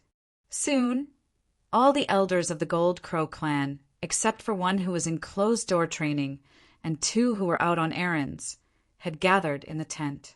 Their faces were solemn, their eyes were cold, and their bodies were surrounded by killing intent. At this moment, their gazes all fell on Bo Ri. Previously, when the tribe was about to take revenge, he had interfered. Now that 2 days had passed, of course, he had to give an explanation. With the power of the Gold Crow clan, even if the Gold Crow clan had been cultivating hard, they still had to show enough respect. Cough! The patriarch coughed lightly and said in a deep voice, "Great Master, Bori has come from afar and has troubled himself with our clan's matters. Don't be impudent and apologize to Great Master Bori." The looks of the group of Gold Crow clan elders changed slightly, and they restrained their power vibrations. One of them stood up and bowed. "Great Master, we didn't mean to offend you, but the death of our totem Golden Crow is related to the foundation of our clan. Please understand." Bo-Ri smiled. "Elders, no need to be so polite. Please rise." His eyes swept across everyone in the tent. "Today, I asked the patriarch to gather everyone here to announce that the Desolate Man smuggling team has already given compensation. I ask everyone to verify it and completely put an end to the grudge." He lifted his hand. Light surged in his palm and a red bead appeared. Although this wasn't the first time he had seen this bead in his palm, Bori's eyes still revealed a bit of surprise. With his eyesight, he could see the origin of this bead. But this wasn't important. The barbarian people had many crueler methods than this. The half-human, half-barbarian Golden Crow had offended His Majesty's messenger, and had even offended the mysterious madam. To be able to end this matter with his death, in Bori's eyes, the Gold Crow clan had taken advantage of him, not to mention that he had already investigated the use of this bead. It was enough to satisfy the Gold Crow clan, and this was also the main reason why he said that they had taken advantage of him. The patriarch's eyes burst with a bright light. He suddenly stood up and stared at the bead in Bori's hand, feeling the aura released from this bead. His breathing gradually became heavy. "Great Master, is this really the compensation for our clan?" Bori said, "That's right. The Desolate Man asked me to bring this back. If the patriarch has no objections, then the grudge between us will be written off." "Good." The patriarch gave a low shout, his eyes fixed on the bead. Bori smiled. With a thought, the bead flew over. The Golden Crow clan patriarch hurriedly caught it with both hands, carefully holding it as if it was a treasure. As the bead fell into his hand, he could feel it more clearly. He had already confirmed that it was indeed as he had sensed before. No, to be exact, it was even purer and stronger than he had expected. Taking a deep breath, the Gold Crow clan patriarch clenched the bead and bowed respectfully. "Kutua, on behalf of all our clansmen, thank you, Great Master Bori, for bringing back a new totem bloodline for our clan." He stood up, glanced at the crowd, and raised the bead. "Soon, our Gold Crow clan will give birth to an even more powerful totem Gold Crow. We agree to the Desolate Man's conditions. From now on, the grudge between us will be written off. No one can pursue it any more." After seeing the bead, the Gold Crow clan elders, who had already expected this, all showed joy on their faces. They stood up and bowed to Bori, showing that they had no objections. Bori smiled and nodded. "Patriarch, I can help your Gold Crow clan to complete the bloodline inheritance."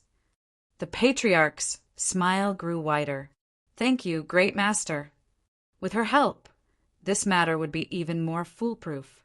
1 day later, in the Gold Crow clan's campsite in a huge valley. Inside the valley, raging flames covered the sky. The scorching heat twisted the air, seeming to burn everything into ashes. Hundreds of gold crows of different sizes spread their wings and shuttled through the sea of flames. They circled around a 10 feet wide crimson fire egg. The surface of this fire egg was covered with countless mysterious and unfathomable patterns. From time to time, faint halos would flash across it, interfering with the flow of the flames in the valley, causing them to expand or contract. Cawing sounds came from the beaks of all the gold crows. They retracted their wings and landed on the ground, prostrating towards the fire egg to show their respect and submission. At this moment, the Gold Crow clan's new Gold Crow totem was born. It was also the new king of the Gold Crow clan. Bo-ri opened her eyes. The calm and mysterious aura around her slowly dissipated. She stood up and bowed to the patriarch. Congratulations, the bloodline inheritance went smoothly. When the totem breaks out of its shell, the strength of the Gold Crow clan will skyrocket. The patriarch bowed respectfully. Thank you, great master. Beside him, the group of Gold Crow clan elders also bowed respectfully. They finally understood why the patriarch had always been so respectful towards this Gold Crow clan elder. It turned out that he came from the temple on the mountain. Only the Gold Crow clan elder could possess such a pure divinity aura. As they realized this and thought back to the resentment they had felt before, the elders panicked. They thought that they had been extremely rude and impudent. Luckily, Grandmaster Bo-ri had no intention of arguing with them. Otherwise, blaspheming the Holy Land would be enough for them to commit suicide. Great Master, please go and rest first. I will take care of the totem and pay a visit later. Bo-ri nodded. All right. She left under the reverent and respectful gazes of the crowd. Humph! The patriarch coldly sneered. Do you now know who Grandmaster Bo-ri is? Before, when I stopped you from taking revenge, who dared to object? The elders' complexions darkened. Several of them had embarrassed expressions. To be reprimanded in front of their faces was a great loss of face. But in this situation, they were unable to refute. Patriarch is wise. It was us who had eyes but failed to see and failed to recognize Mount Tai's true face. An elder bitterly smiled. After borrowing the prestige of the Holy Land to suppress the elders, the patriarch knew when to stop and didn't continue to take advantage of the situation. I will go and pay a visit to Grandmaster Bo-ri. All of you stay here to look after the totem. It concerns the future of my tribe, and there cannot be any accidents. Yes, Patriarch. 2 days later, the people of the Gold Crow clan arrived at the Forsaken Mortal Camp for the 3rd time. Unlike before, this time they were very respectful, shocking the smugglers. The young patriarch entered the tent and respectfully bowed. Gold Crow clan's coolly greets General Jean. Qin Yu said, Young patriarch, please rise. He drummed his fingers on the table, asking a question he already knew the answer to. For what matter has young patriarch come here today? Ku-li said, In the name of my father, the patriarch of the Gold Crow clan, Ku-tua, I have come to invite General Jean to my tribe to participate in the celebration of the birth of the totem. Good, I agree. Qin Yu nodded, a smile on his face. Everything was going according to plan. Hanya was indeed reliable. Ku handed out the invitation with both hands and said that someone would come to invite him before the ceremony. He bowed and left. Soon, the entire campsite was filled with the news that General Ji was invited by the Gold Crow clan to attend the ceremony for the birth of the new totem. No one suspected that there was a conspiracy behind this. That was because they knew very well that totem importance to a barbarian tribe. The Gold Crow clan would never cause any trouble during the ceremony. They wouldn't even allow any accident to happen. Otherwise, they would become the mortal enemies of the Gold Crow clan. Being invited was a form of respect in itself. Only those who were trustworthy and had strength had the qualifications to do so. Ji Hao had killed their elders, eaten their totems, and now he was invited by the Gold Crow clan to attend the ceremony for the birth of a new totem. Hiss! How could such a ridiculous thing happen in this world? Widen my knowledge! Widen my knowledge! The group of ferocious smugglers looked at the tent and subconsciously showed deep respect. In this world, there was no such thing as a truly unreasonable trick. The more ridiculous the trick, the more powerful one was. After all the rules in the world were based on the size of one's fist. Zhou Dafu's face blushed slightly, and his heart was filled with emotions. Once again, he confirmed one thing: General Ji was indeed a big thigh. As long as he held on to him tightly, those powerful people in the capital, who were used to eating fish, wouldn't be able to do anything to him. For the first time, Zhou Dafu believed that he could continue to live. Long live General! The smuggling business in the campsite returned to normal. The Gold Crow clan incident was over. General Ji was invited to attend the ceremony for the birth of the new totem. The news had already spread in all barbarian clans. The most direct result was that the following transactions were extremely smooth. No barbarian clans asked for a learning match again, but most of them clearly expressed that they wanted to meet General Ji. Zhou Dafu calmly declined all requests for a meeting. The reason was that General Ji was in closed-door training and couldn't be disturbed by the outside world. After the Gold Crow clan incident, Ji Hao had confirmed General Ji's quality. At the moment, he was full of confidence. Facing powerful barbarian clans, he was neither servile nor overbearing. He finally had the demeanor of someone who was in charge of smuggling matters, and his performance fell into the eyes of many strong barbarian clans. It made them feel that General Ji of the Western Wasteland was unfathomably deep. Otherwise, how could a mere Zhou Dafu have such guts? This was a virtuous cycle. On one hand, the transactions became increasingly smooth, and on the other hand, General Ji's reputation became increasingly resounding amongst the barbarian clans. There were even small rumors that he was a peerless powerhouse amongst the barbarian clans, and that he possessed methods comparable to a great shaman. That was why he was able to suppress everything and force the Gold Crow clan to calm down. But in reality, the only thing that General Ji's reputation was becoming more and more resounding was eat, eat, eat, drink, drink, drink. Of course he was rubbing. Little Meaty sneered again and again, her eyes filled with even more disdain. But she didn't stop his increasingly aggressive behavior. After swallowing the Golden Crow, she was much more spirited and didn't spend too much time sleeping. This made Qin Yu feel gratified. After personally experiencing the benefits of having Little Meaty by his side, he didn't want her to leave. If he had a choice, Qin Yu hoped that he could maintain the current situation. But it was clear that while his imagination was beautiful, reality was cruel to the extreme. When Qin Yu walked up to the treehouse, once more, he felt as if a bucket of cold water had been poured over him. If you keep eating and drinking, do you believe that once you fall asleep, you won't be able to wake up again? Hiss! If someone else were to say these words, Qin Yu definitely wouldn't believe them. But Little Meaty had personally said them. Looking at her complexion, Qin Yu seriously thought about it, and then he turned and walked away. In fact, after repeatedly rubbing and eating, he had also sensed some changes within his body. Simply put, his strength had risen too quickly, to the point that it had gone beyond his control. Or, to be more precise, he had lost control.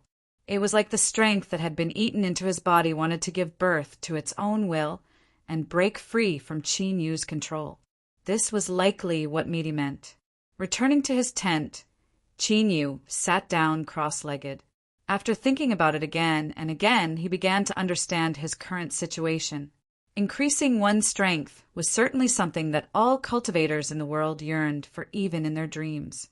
But sometimes, if one increased their strength too quickly and exceeded their limits, accidents would occur. If one couldn't control their own strength, then the more they obtained, the greater the hidden dangers would be. Closing his eyes and taking a deep breath, Qin Yu's mind became one. Little Meaty stopped him from rubbing and eating, but she didn't say that she would never let him go. Once he erased the hidden dangers in his body, he would naturally be able to go again. No one knew how long this person would be able to stay in this world. He certainly couldn't waste a single chance to rub and eat. In the blink of an eye, over 10 days passed. Just as Qin Yu felt that he had nearly finished controlling the strength within his body, the Golden Crow tribe celebration had arrived. Chapter 1552. Qin Yu impatiently wanted to continue eating and drinking, but before he could carry out his plan, he was forced to give up. One had to be trustworthy. If he agreed to something, he had to do it. Of course, The most important reason was that according to Qin Yu's previous agreement with Hanya, the first boundary-breaking command he set up should be in the Golden Crow tribe. Time was tight. He had to leave immediately. "I'll go with you." Little Meaty didn't say why, and Qin Yu didn't ask. He nodded in agreement. Although there shouldn't be any dangers on this trip to the Golden Crow tribe, how could there be absolute safety in this world? To Qin Yu, with Little Meaty by his side, his safety was guaranteed. There was no reason to refuse. Zhou Dafu took the initiative to express his desire to follow the general and serve him. Qin Yu flatly refused without even thinking about it. This fellow's eyes were extremely sharp. If he followed by his side and discovered something he shouldn't know, he might even be silenced. Not only would it be troublesome, but it would also be a waste of Qin Yu's efforts to beat him up. Ignoring Zhou Dafu's resentful eyes, Qin Yu walked in front and Little Meaty followed. The two of them boarded the carriage sent by the Golden Crow tribe. "Let's go!" The team turned around and headed straight towards the Golden Crow tribe. Within the carriage, Qin Yu glanced at Little Meaty, who was calmly looking out the window. In the camp, she was extremely bold and unrestrained. It was rare for her to be so quiet. Qin Yu looked at the side of her face and suddenly felt that this girl's current appearance was also quite beautiful. Just as this thought appeared in his mind, his complexion changed and he wiped it away. Across from him, Little Meaty turned her head, a faint smile on her face. "Qin Yu, you are quite bold. Don't forget the warning I gave you before." Qin Yu coughed. During this time he had come to Freeload to eat and drink and had suffered her taunts and ridicule. Disregarding everything else, when facing Little Meaty, Qin Yu felt that his skin was much thicker than before. His expression didn't change, as if he hadn't heard her taunts. "This time, I have some matters to attend to in the Golden Crow tribe. Don't stir up any more trouble." Little Meaty curled her lips and rolled her eyes. "I know. I'm going this time to watch the fun. I won't do anything." Qin Yu nodded, his expression calm. He sneered inwardly. "As if I'd believe you. If you didn't have a purpose, would you be willing to come out of the treehouse? Look at how lazy you have been during this period of time." Even if Qin Yu used his knees to think, he could guess that Little Meaty definitely had a purpose for going to the Gold Crow clan. It was fine even if she didn't say anything.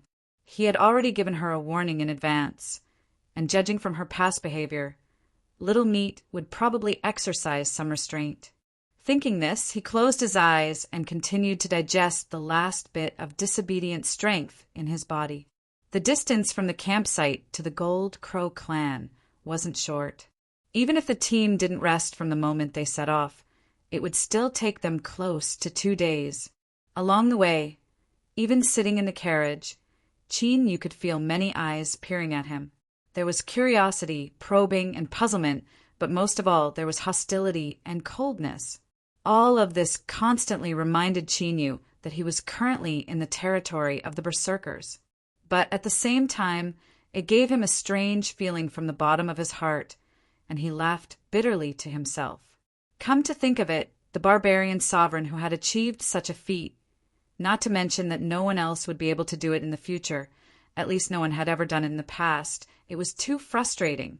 Luckily, the name of the Gold Crow clan was still a powerful deterrent. Even though Qin Yu could feel several icy cold auras that harbored ill intentions, after circling around for a moment, they all withdrew and hid themselves. 2 days later, they arrived at the Gold Crow clan. Shwa! Qin Yu opened his eyes. A sharp light surged in the depths of his pupils before immediately returning to tranquility. Compared to before, there didn't seem to be any changes. But his eyes were much clearer, like the sky that had been washed by rain. Within his body, the strength that had risen in recent days had been completely taken back, refined, and controlled. Across from him, Little Meat's eyes were filled with surprise. She didn't think that Qin Yu would progress so quickly, but when Qin Yu looked up at her, her expression had returned to tranquility, not revealing anything at all. As the two looked at each other, the carriage came to a stop. The voice of a Gold Crow clan warrior sounded out. "Gold Crow General, madam, we've arrived." That's right, the Gold Crow clan had only invited Chinyu alone. If Little Meat wanted to come, she needed a suitable identity. "Madam," as the saying went, husband and wife were one. Little Meat snorted, and a trace of impatience appeared on her face. It was clear that she wasn't satisfied with this form of address. Chinyu's lips twitched. "If you don't like me, you can choose not to come. It's not like I'm forcing you to come." He pushed open the door and got off the carriage. He thought for a moment and then turned around. "Madam, come down. If you don't like me, then I will say it." Little Meat's face blushed red and a strange look appeared in her eyes. She didn't speak. She placed her hand in Chinyu's and let him lead her down the carriage. This obedience caused Chinyu, who had been waiting to see her make a fool of herself, to feel that something was wrong and uncomfortable. He took several steps out and calmly let go, standing a little to the side. The Gold Crow clan had clearly received the news ahead of time. Young Patriarch Curry was waiting outside the camp. He stepped forwards and bowed. "Gold Crow General, madam, thank you for coming on time." He stood up and gestured with his hand. "The celebration is today. The Patriarch is in the great tent, entertaining guests from all over. I have come to greet you." Many eyes gathered on Chinyu's face. From the clothes and auras of these barbarians, it was clear that they weren't from the Gold Crow clan. Since they appeared here today, they should be the same as Chinyu. They had been invited to watch the ceremony. Although the barbarians knew ahead of time that the Gold Crow clan had invited the desolate man General Jinwu to come and watch the ceremony, they still found it hard to believe when they saw this scene with their own eyes, especially when young Patriarch Curry respectfully came to greet them. Smuggling was something that the Western wasteland could obtain countless benefits from, but that was from their perspective. To the barbarians, the various materials that they could exchange from the desolate man country could also strengthen their own strength. As long as they had the qualifications to be invited to the Gold Crow clan, they would always support and approve of this trade. But approval and support didn't mean that they would view the desolate man country as trustworthy friends. In the end, they were mortal enemies that had a blood feud with each other for generations. At most, smuggling was just a matter of using each other. The Gold Crow clan's attitude was incomprehensible. Humph! A cold snort sounded out in Chinyu's ears. He looked up and met with several icy cold eyes. The sense of power released from the Gold Crow clan's bodies was completely different from the sense of power released from the Gold Crow clan's bodies. If the Gold Crow clan's bodies could be compared to the blazing sun in the sky, then the Gold Crow clan's bodies could be compared to incomparably hard ice blocks in an ice cave, which was completely dark and extremely cold. Extreme een and extreme cold. In the scorching hot air of the Gold Crow clan, the existence of these lumps of ice was even more striking. This was the case to begin with. When killing intent rose in their hearts, the way they looked at others would naturally be even colder. That's right. Chinyu could feel killing intent from the eyes of these people. It was thick and bloody, like a sharp blade that was hidden in the darkness and stained with blood. It seemed as if it would cut down in the next moment and behead Chinyu. But it was clear that these lumps of ice weren't prepared to attack Chinyu right now. After a cold snort, they glanced at each other for several breaths of time. Then they turned and left on their own initiative, vanishing from the tents. Cooley, the young master of the Gold Crow clan, had an awkward expression. He explained, "These are the barbarians of the Ice Carp tribe. They were invited to come and watch the ceremony. They hate the desolate, but please rest assured that we will ensure that everything goes smoothly and that you will not be disturbed." Chinyu nodded, but he sneered inwardly. Perhaps this time it would be difficult for the Gold Crow clan to fulfill their promise. The Ice Carp tribe, he had never seen them before, nor had he had any dealings with them. Was it really as Cooley said, that they hated the desolate, or was there some other secret behind this? Qin Yu was well aware that although he had gained a firm foothold in the Western Border Army and opened up the situation, there were still people who didn't like him. Moreover, they had high positions and tyrannical strength. There was no doubt that Wu Shuai was ranked first, but since the sky-bearing king had personally come, the two sides should have reached some sort of agreement. Otherwise, the sky-bearing king would have instructed him before he left. Those in high positions needed face. The higher one's status was the more so. There was a possibility that Wu Tongtian would secretly act, but it wasn't high. In addition, there was the great general of the Western Border Army, from the Yi family, Yi Sengdu.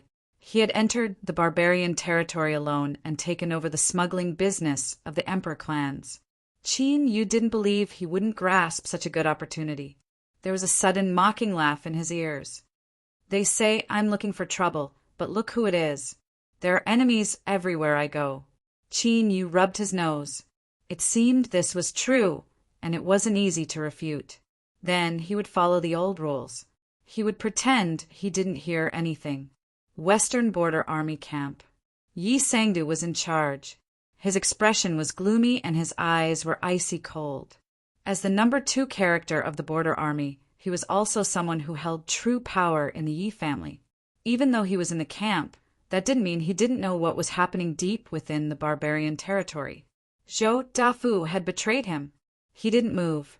Normally, he seemed to have some sinister methods, but he never thought he would be so useless. At this time, General Jinwu's prestige had been established. He held the power of smuggling, and no one could stop him. But luckily, Yi Sangdu only wanted to borrow these idiots to give him some trouble. In order to kill General Jinwu, he never placed his hopes on Zhou Dafu and the others. A group of smugglers might seem bold and ruthless, but if they wanted to kill a general of the army, they were far from being qualified. General Jinwu, this time I want to see just how you will break out of this. With a sneer, he picked up the teacup in front of him and drank it in one gulp. Golden Crow, Tribe Patriarch's tent. Powerhouses were as common as clouds, and their auras were obscure. Qin Yu was respectfully welcomed. As he entered the tent and saw many barbarian powerhouses, he felt a deep comfort in his heart. They were the backbone of the barbarians. If he wanted to lead the barbarians to rise in the future, he would need to draw support from them. His thoughts affected his mood. Qin Yu couldn't help but smile. He cupped his hands together and said, "Desolate man General Jinwu has been invited." As the patriarch saw the smile on the other side's face, he immediately cheered in his heart. Although he had already learned of this person's identity from Grandmaster Bo Ri, no one else in the tent knew. Facing the desolate man, especially the generals of the Western Border Army, the barbarian powerhouses who had lost countless men on the battlefield over the countless years could be imagined. Even in such a situation, General Jinwu was still free and easy. Just this smile alone was enough to show how extraordinary he was. "General Jinwu, I am Ku Tuo. Please sit." He reached out a hand and pointed. It was only then that the barbarians in the tent realized that the seat near Lord Ascetic Cultivator had been left for this desolate man. They couldn't help but frown, dissatisfaction in their eyes. Ku Tuo took all of this into his eyes but pretended not to see it. Qin Yu smiled and thanked them. Then he welcomed the countless icy gazes and led Midi into the seat. Bo Ri lifted a palm. "General Jinwu, we meet again." Her tone was calm, revealing a trace of intimacy. Qin Yu nodded. "Greetings, Grandmaster." Thinking for a moment, he turned and introduced, "Madam, why haven't you greeted Grandmaster Bo Ri yet?" Midi glared at Qin Yu. Roughly translated, it was, "Do you want to die?" A little fellow actually wanted her to greet him on her own initiative? Humph, humph. Not even that old man behind him was qualified. Bo Ri shook her head. She looked at Midi and slowly said, "Madam, you come from a noble background and your strength is unfathomably formidable. There is naturally no need for you to bow to me." Thinking for a moment, he said, "If I may be so bold as to ask, Madam, Where did you obtain those 2 large trees in the camp? Meaty glanced at him. She felt that this little fellow's words were somewhat to her liking. The main reason was that he knew his own limits and was much stronger than she knew. She explained, I inadvertently obtained them. I've been raising them by my side. Boris nodded. She wanted to say something, but hesitated. In the end, she didn't bring it up again. Chinyu saw all of this, and his eyes flashed. Right at this moment, the Gold Crow clan's leader coughed slightly in the tent. All the noises in the tent quickly quieted down. He stood up and swept his eyes over everyone. He smiled and said, I must thank everyone for taking time out of your busy schedules to attend my tribe's totem descending ceremony. Just now, the shamans of my tribe have already determined that the totem is about to break out of its shell and will descend into the world within 4 hours. Now, I ask everyone to follow me to the dwelling place of my tribe's totem, the Valley of Tang, and witness this scene together. Bo-Ri stood up and said in a soft voice, the Golden Crow tribe is very satisfied with the general's gift. I believe that after today, many people will want to know the origin of the Golden Crow tribe's totem. Chinyu smiled. This matter was something he had discussed with Hanya, and they had come to a decision. The matter of the Golden Crow tribe was bound to arouse widespread attention. As long as some news spread out and the ascetic cultivation lineage gave some guidance, this would give them a chance to follow up. At this time, the ring on Chinyu's finger was faintly emitting a cold intent. In the scorching hot environment of the Golden Crow tribe, this was particularly clear, and this point had already appeared as they approached the Golden Crow tribe. It was clear that this place was extremely suitable for constructing world-breaking tokens. This was in line with Chinyu and Bo-Ri's previous speculations. Since the world-breaking tokens were used to destroy the Goliath race, then if they were placed close to the various large tribes, they would be able to cause as much damage as possible in the moment of eruption. Chinyu stood up and followed the crowd out of the tent. He glanced at Meaty from the corner of his eyes. She had a calm expression, as if she were a bystander who didn't care about anything at all. But Chinyu's intuition told him that the emotions in her heart weren't as calm as she appeared. There was a problem. Chapter 1553. The so-called Valley of Soup referred to the lava that flowed like a red soup, like a huge pot of boiling hot pot. The gold crows lived in it. As spirit beasts with the nature of fire, this environment was like the feeling of facing the sea and flowers blooming in spring. It's sour. Today, outside the Valley of Tang, all kinds of canopies had gathered. These were not real canopies, but invisible auras. It was not that the powerful barbarians wanted to show off in front of the Gold Crow tribe. It was just that in front of them, the sea of fire was so hot that they had to use their power to resist and maintain their calm demeanor. The 10-feet-wide fire egg appeared in everyone's sight. Tens of gold crows knelt on the ground, letting their bodies soak in the boiling lava. They bowed their heads to show their respect and submission, carefully looking at the patterns on the surface of the fire egg, which was half buried in the lava, and sensing the aura released from it. The expressions of the powerful barbarians outside the Valley of Tang changed slightly. Very powerful. Not only that, it also gave them a strong mental pressure that came from the top of the food chain. No wonder this time the Gold Crow tribe had invited all the barbarian tribes to watch the ceremony. They had really picked up a treasure. The Gold Crow totem was killed by the desolate man, and the future of the tribe seemed bleak. Who would have thought that in the blink of an eye, things would change like this? There was a secret. There must be a secret. The eyes of the powerful barbarians shone brightly. They stared at the fire egg in the lava of the Valley of Tang, wishing that they could see something from it. How on earth did the Gold Crow tribe do it? Ku Tua leader smiled and said slowly, Everyone, what you see in front of you is the new totem of our tribe. It will soon break out of its shell. His eyes swept across the crowd, releasing a strong pressure in his calmness. I think you all know the rules. I do not need to say more. Please watch quietly. Boom! As his voice fell, a powerful aura was released from the Valley of Tang. Instantly, countless crimson magma surged like angry waves and let out a deafening roar. The expressions of the powerful barbarians changed slightly. While they were shocked, they couldn't help but sneer. He thought to himself, Ku Tua of the Gold Crow clan is such a hypocrite. The Tang Valley is the core of the Gold Crow clan's heaven and earth magic formation. Even if they had other intentions, no one would dare to cause trouble here. Otherwise, wouldn't that be sending their necks to the edge of a blade?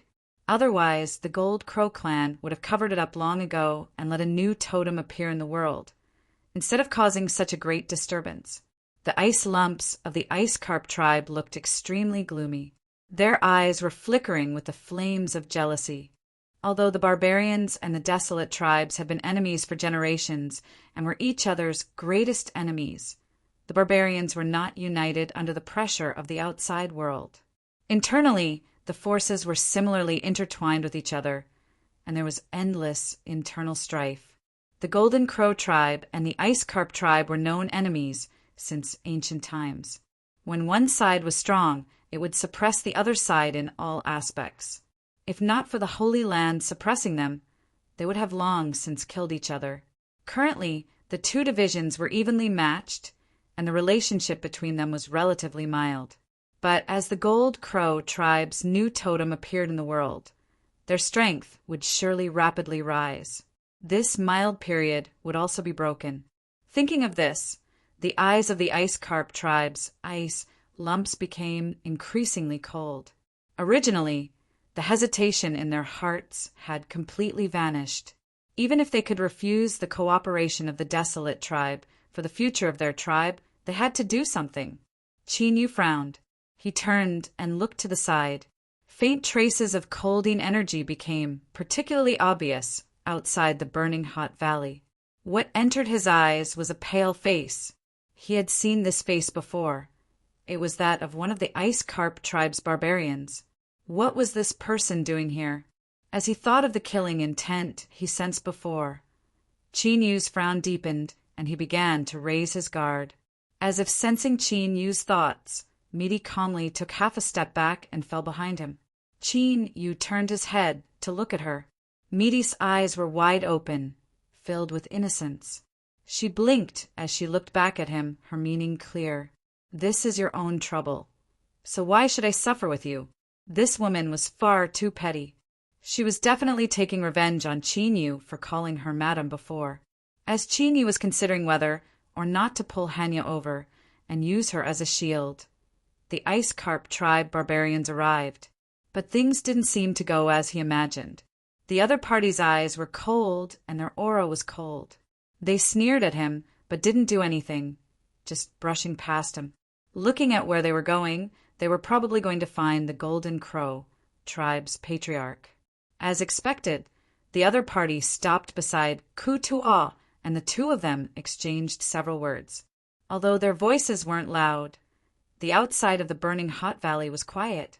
There were still bits and pieces of their words that entered their ears. Words like desolate tribe and enemy were particularly clear when they entered their ears. Ku Tua frowned, his face gloomy. He began to argue with the Ice Carp tribe barbarians. Both sides spoke louder, and the atmosphere became extremely oppressive. The various barbarian tribe powerhouses subconsciously looked at Qin Yu. They frowned, revealing a bit of coldness.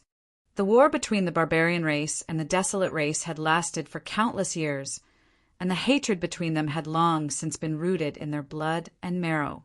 Not even the waters of the ocean could wash it away. At this moment, in front of the Tang Valley, the Ice Carp clan took the initiative to express their stance, which aroused the dissatisfaction in their hearts.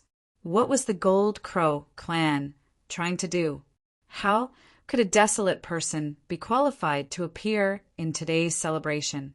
About the Gold Crow clan, we have our own plans. You, Ice Carp clan people, don't worry about it, said Ku Tua with a darkened face. He could feel the dissatisfied gazes of the people around him, and he sneered inwardly. A bunch of fools. Grandmaster Bo Ri, who came from a holy land, has remained silent the entire time. How could you have the leeway to speak? How could he not notice such an obvious thing? His brain was probably lacking oxygen. Of course, these people probably did not recognize Grandmaster Bo Ri's identity. The powerhouse of the Ice Carp tribe coldly snorted. He flicked his sleeves and turned around. His eyes were fixed on Chinyu, exuding a cold aura. This made him feel a little helpless. He thought to himself, we have no enmity between us, so why do we have to act like this when we meet? Besides, are you sure you have the right to view me as an enemy? Be careful, once I transform, I can make you kneel on the ground in the blink of an eye, crying and crying about being conquered. Also, where is your killing intent? I am certain that my senses are not wrong. But why haven't you made any movements until now? Could it be that you have truly been suppressed by the Gold Crow clan? The powerhouse walked over, approached, and coldly snorted. Up until now, everything was exactly the same as before. Just as the Ice Carp tribe powerhouse was about to brush past him, he was suddenly sent flying backwards, as if he had been ruthlessly plotted against. Large mouthfuls of blood gushed out from his mouth and nose. The moment the blood left his body, it turned into crimson ice crystals, like blood jade. Every single one of these crystals emitted a cold chill. As the powerhouse flew towards the Valley of Tang, his eyes widened, glaring at Chinyu. His eyes were filled with anger and violent killing intent, as if he had never imagined that Chinyu would dare to launch a sneak attack on him in front of so many people. Chinyu! He really didn't think that this powerhouse would do something like this. Rough, far too rough. Any normal person, as long as they didn't have a screw loose in their head, could easily judge that it was impossible for him to attack the Ice Carp tribe cultivator in this situation.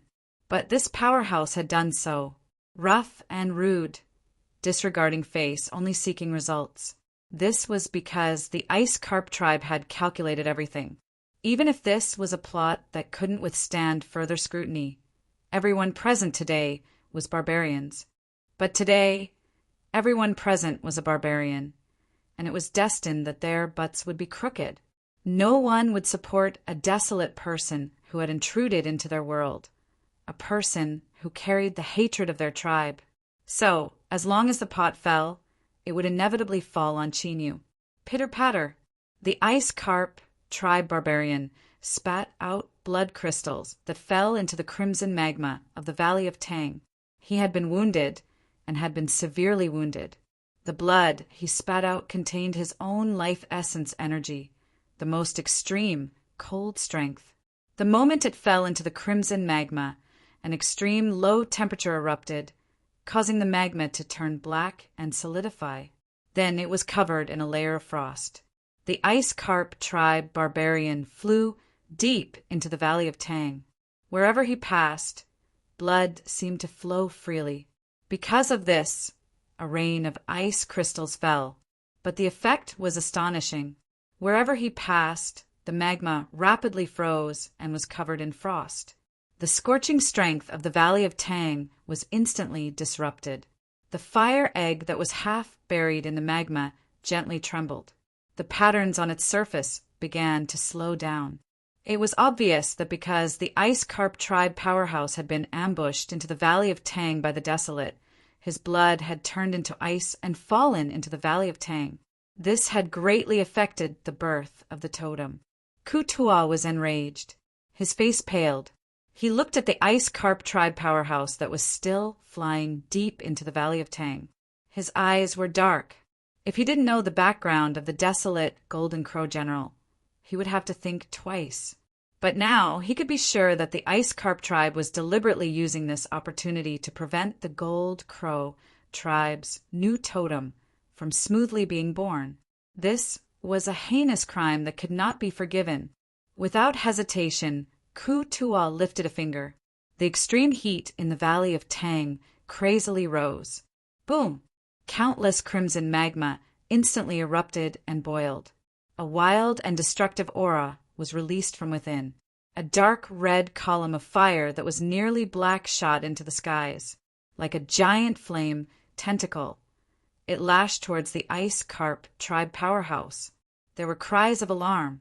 Shock appeared in the eyes of the barbarian powerhouses. They clearly didn't think that the Gold Crow tribe would directly kill them. But as they thought about the totem that was about to be born in the Valley of Tang, they could understand. But once the Ice Carp tribe powerhouse was killed on the spot, it would inevitably trigger a fierce conflict. The Golden Crow tribe and the Ice Carp tribe would have a grudge that had erupted for many years.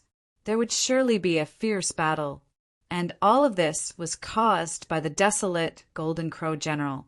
Thinking of this, the eyes of the barbarian powerhouses became increasingly cold. Qin Yu's expression was calm. When the Ice Carp tribe had brutally framed him, he knew that today's matters wouldn't be easily forgotten. But he didn't panic. The Gold Crow tribe's Kutua had already learned of his identity. He naturally wouldn't allow anyone to harm him. In addition, beside him, Grandmaster Bo Ri had remained silent. But as long as he revealed his identity, there wouldn't be any barbarian powerhouse that would dare to continue clamoring. In the worst-case scenario, there was still Little Meaty present. Even if they were to clash head-on, the ones to suffer would be those present. But as the barbarian sovereign, it would be best if this didn't happen. As for revealing his identity, Qin Yu wouldn't do this unless he had no other choice. The human cultivators were definitely searching for him right now. Once his identity was exposed, the fate that awaited Qin Yu would be incomparably tragic. Between the death of others and his own death, how should he choose? Bah, was there even a need to choose? Qin Yu wasn't a saint. The fiery tentacles were about to hit the expert of the Ice Carp tribe and crush the insidious and violent ice lump into powder on the spot. But at that moment, a weird scene suddenly took place. The flame tentacles that fell on the Ice Carp tribe powerhouse seemed to pass through an illusory shadow, directly passing through. Pa! A flame mark on the Ice Carp tribe powerhouse shattered and dissipated. Fire symbol! Kutua roared, his face filled with anger and shock. Behind him, not too far away, a young man suddenly paled, his eyes filled with endless fear. The Tang Valley was the residence of the Golden Crow and also the hub of the Golden Crow tribe's Heaven and Earth Great Formation. There were only a few people in the tribe that had the qualifications to obtain a fire symbol and enter this place. Kutua turned his head and looked at the pale-faced young man, pain and helplessness in his eyes. Although this eldest son of his had always appeared weak and incompetent, he never imagined that this unfilial son of his would be so stupid as to give the fire symbol to the Ice Carp tribe. And after this delay, the Ice Carp tribe powerhouse that had been sent into the Tang Valley had already reached the deepest depths. Below it was the fire egg that was half buried in the magma. Puff! This person opened his mouth and spat out a mouthful of blood, mixed with his most powerful life essence. This blood smashed into the fire egg on the ground. The totem of the Golden Crow tribe, perish. Chapter 1554. Fire and water were incompatible. This was not just a saying. Outside the Tang Valley, the expressions of the barbarian tribe powerhouses changed. It was as if they had seen the Gold Crow tribe's incomparably powerful totem being destroyed at the last moment before it was born. It was like an exquisite porcelain that had just been fired in a crimson furnace and had not been cooled down naturally. Instead, it was sprayed into an icy spring. Extreme heat and extreme cold collided. Before one's foundation was stabilized, how could it not be destroyed? The barbarian tribe powerhouses, no matter how shocked they were, finally came to their senses. What happened today was indeed a conspiracy of the Ice Carp tribe. But what did this have to do with them? The so-called change in expression was only on the surface. Inwardly, they were a bit happy. They thought, if we don't have such a powerful totem, why can the Gold Crow tribe have it? The barbarian tribe was not a monolithic entity. Of course, they had their own areas of influence, They were invited here because their tribe was not too far away from the Gold Crow tribe. The rise of the Gold Crow tribe was bound to harm the interests of others. Angry roars exploded in everyone's ears. Several Gold Crow tribe elders madly rushed into the Tang Valley, but everyone could see that they were too slow. It was too late to stop them. Crack, crack!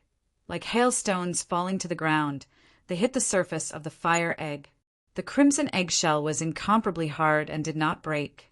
But on the surface, the surging crimson light was quickly extinguishing. Gotcha! Sounds continuously rang out as a layer of ice appeared and covered the fire egg. In the blink of an eye, the dazzling light on its surface disappeared. It turned into a black stone without any aura. Dong! With the sound of a heavy object falling to the ground. The Ice Carp tribe powerhouse that had flown into the Tang Valley finally fell down. He rolled several times and spat out a mouthful of blood. He roared, "General Jinwu, how dare you sneak attack me?" At the same time, he turned to look at the fire egg. After making sure that it was completely silent, his eyes revealed relief. Today, because of my carelessness, I caused such a disaster. I will apologize with my death. He raised his hand and slapped between his eyebrows. As the saying goes, dead men tell no tales. He committed suicide in front of everyone, even if no one believed him. There was no way to make a dead man change his mind. This black pot, General Jean Wu had no choice but to bear it. Besides, this incident could also shut the mouth of the Gold Crow clan, so that no matter how much they hated the Ice Carp clan, they wouldn't be able to claim the moral high ground against the Ice Carp clan. After all, he was also a victim. The culprit behind all of this was the desolate man, General Jean Wu. By killing him, not only could he complete the deal with the desolate man, but he could also destroy the totem of the Gold Crow clan. It was indeed a good deal. His lips curled up in an imperceptible smile. With a puff sound, this person's head exploded on the spot, red and white blood splattering everywhere. Since he had decided to commit suicide, he naturally had to do it decisively and thoroughly, not giving anyone a chance to interfere. The entire place was deathly silent. Everyone looked at the headless corpse on the ground. No matter what their expressions were like, they couldn't help but give him a thumbs up in their hearts. These ice lumps of the Ice Carp tribe indeed had hearts made of ice. They were ruthless to others, but even more ruthless to themselves. Putong, followed by a muffled thud, the Gold Crow clan young man, who was standing behind Ku Tua, couldn't stand the mental torture anymore and directly sat on the ground. His thighs trembled, and a faint smell of urine immediately filled the air. Ku Tua frowned and slowly said, "The young master has lost his mind. Send him away to rest." The young man who had fallen on the ground trembled when he heard this. He suddenly raised his head and howled, "Father! I know I was wrong, Father. It's them. They forced me to do this. I had no other choice, Father. Please give me a chance." His voice was fast and urgent. Anyone could hear the fear and despair in his heart at this time. Ku Tua waved his hand. Two Golden Crow clan elders with ugly faces stepped forward and lifted him up. As if his spine had been pulled out, the young man instantly went limp and was dragged away. In the Ice Carp tribe, a barbarian spoke in a deep voice. As for the fire talismans, we can explain. Since they had made their move, they had naturally made preparations to shirk all responsibility, not giving anyone the slightest chance to use against them. Ku Tua didn't give him a chance to speak. He waved his hand and interrupted. "This isn't important. What's important is, how do you want to die?" Everyone's complexions changed. Feeling the scorching hot aura in the air, no one thought he was joking. The faces of the Ice Carp tribe people slightly changed. Ku Tua, our elder Heihan, was plotted against and was thrown into the Tang Valley, causing this result. Now, Elder Heihan has already committed suicide. Do you still want to keep us here? Plotted against? Do you think that our entire Gold Crow clan is blind? Ku Tua stepped forward. As he moved, The flames in the Tang Valley soared up. Lava shot up into the sky, rumbling and boiling as a rain of lava poured down. Ku-Tua, if you have evidence, the Ice Carp tribe is at your disposal. But if you don't... The leader of the Ice Carp tribe turned and bowed to Hanya. Grandmaster, please uphold justice. Ku-Tua from the Holy Land was here. He was their trump card. For so many years, the conflicts between the two clans had always been suppressed by the Holy Land.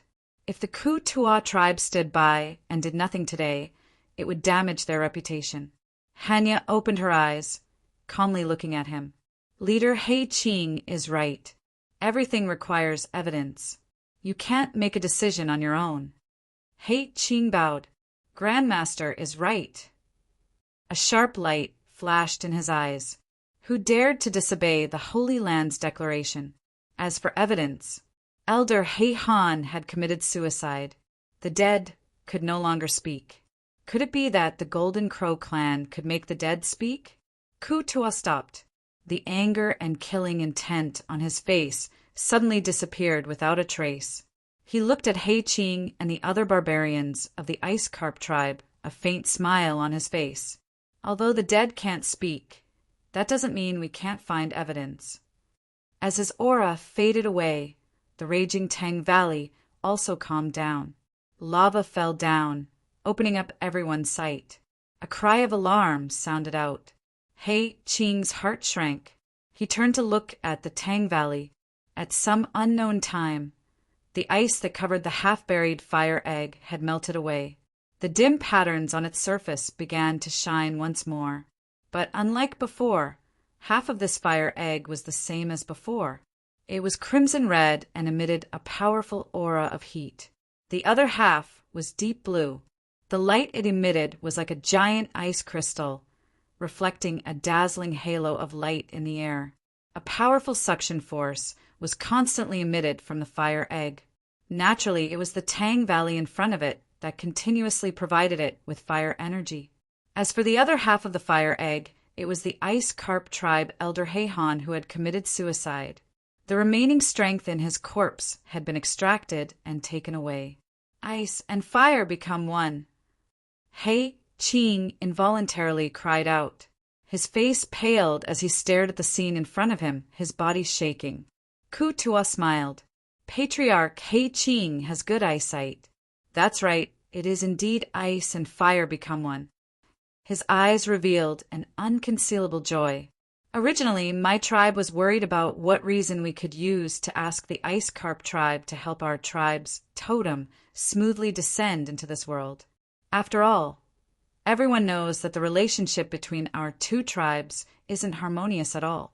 But I never imagined that before I could say anything, something like this would happen. An Ice Carp tribe elder committed suicide. The extreme cold energy in his body was enough to help my tribe's totem complete the fusion of ice and fire, and the effect was incomparably perfect. So, we really must thank this Ice Carp tribe Elder He Han for the selfless act. A deathly silence. Outside the Tang Valley, all the barbarians widened their eyes as they looked at the scene. The reversal was too sudden, hard for them to accept. So all of this had been part of the Gold Crow tribe's plan. They had calculated that the Ice Carp tribe would help, so they beat them at their own game. All of this sounded simple, but looking at the current scene, everyone couldn't help but shout out in their hearts, "Brilliant! Truly brilliant!" The ruthless and evil Ice Carp tribe had gone for wool and come home shorn. They had suffered a crushing defeat. One of their own elders had died, but they had helped the Gold Crow tribe's totem complete the final step before it descended into this world, fusing ice and fire into one. Just thinking about this outcome made one feel unbearable. One felt as if they wanted to vomit blood. He Qing's face paled, then turned black, then red. Finally, a strange layer of black and red that was almost purple appeared. People were worried that in the next moment he would explode from anger and die on the spot. The people of the Ice Carp tribe looked as if they had lost their parents, their eyes filled with pain. In this world, the most unbearable thing was, of course, when one's enemy possessed a power that was greater than one's own, so that one could only be pressed against the ground and rubbed against the ground. If there had to be an exception, then it would be that this matter itself had been caused by them. Nothing in the world could be more miserable than this. But in fact, the Gold Crow tribe didn't only have these fists. Otherwise, Kutua wouldn't have needed to put on an act of raging to the heavens just now. He had dug a huge pit, but the Ice Carp tribe was unprepared and stepped right into it. In the Tang Valley, a bird cry suddenly rang out. The eggshell of ice and fire into one instantly cracked and fell. A young gold crow flew out. Its wingspan was less than 10 feet. Like its kind, its body was burning with raging flames, but the feathers on its head were faintly ice blue, faintly resembling a crown, releasing an extremely cold aura. Blazing flames and extreme cold, these two diametrically opposed strengths, didn't clash at all at this time. Instead, they flowed, smoothly and naturally. The Gold Crow suddenly spread its wings and soared into the highest heavens. It tore through the clouds above its head, its figure as fast as lightning. Feeling the aura released by the Gold Crow, Kutuo's smile became increasingly bright. His face was filled with joy and excitement. The surrounding Goliath powerhouses all had looks of envy. As long as one wasn't an idiot, they could see the growth potential of this Gold Crow. If it was given some time, once it entered its adult state, the strength of the Gold Crow tribe would surely rise to an astonishing degree. Whoosh! The Gold Crow howled as it flew back. But it didn't return to the Tang Valley. Instead, it flew straight towards Chinyu. It folded its wings, revealing a bit of intimacy and respect. The Gold Crow landed in front of him and gently rubbed its head against the back of his hand. Chinyu's eyes flashed. He reached out a hand and rubbed its head, resisting the urge to turn around and look at little Meaty behind him. Others might not be able to see it, but Chinyu could clearly sense that the Gold Crow's goal from the start was the person behind him. It was only after receiving a warning that it took advantage of the situation to land in front of Chinyu and express its closeness to him. Kutua revealed a bitter smile and envy. Then he sneered, "My tribe's totem has descended into the world and is innately able to sense danger. If it really was the Gold Crow that attacked, how could there be such a scene? This is the best evidence." Puff! Hei Ching spat out a mouthful of blood. His body wavered. The Ice Carp tribe had been completely defeated. Patriarch! With cries of alarm, several people from the Ice Carp tribe hurried forwards to support him. Their eyes stubbornly stared at Kutua. Within their hatred and resentment, there was also a bit of panic that couldn't be concealed. Kutua was disinclined to waste words with them. He bowed and said, "I ask Grandmaster Bo-Ri to judge." When the Ice Carp tribe's Hei Ching had spoken, the various Goliath powerhouses had already made their guesses. Now, as they saw this scene again, their hearts trembled. They had already determined Bo-Ri's origins. Everyone hurriedly bowed, lowering their heads to show their respect. Bo-Ri's eyes were as calm as a lake. Her gaze fell on the people of the Ice Carp tribe. She slowly said, "The evidence is conclusive and the facts are in front of you. Do you have anything to say?" Hei Ching struggled. He pushed away the people around him and clenched his teeth. "Grandmaster," Elder Hei Han acted recklessly. "I, Hei Ching, am willing to accept punishment for my negligence." The Ice Carp tribe absolutely could not admit to this matter. The consequences would be too severe. Humph! Do you think you can overlook this matter with just a single sentence of negligence? Kutua coldly sneered. Bo-Ri said, "The Ice Carp tribe's actions were improper. Their tribal territory will be reduced by 300 miles. They will also have to offer the Gold Crow tribe 10 cubic meters of profound ice every year for 30 years. Grandmaster," Hei Ching fiercely looked up.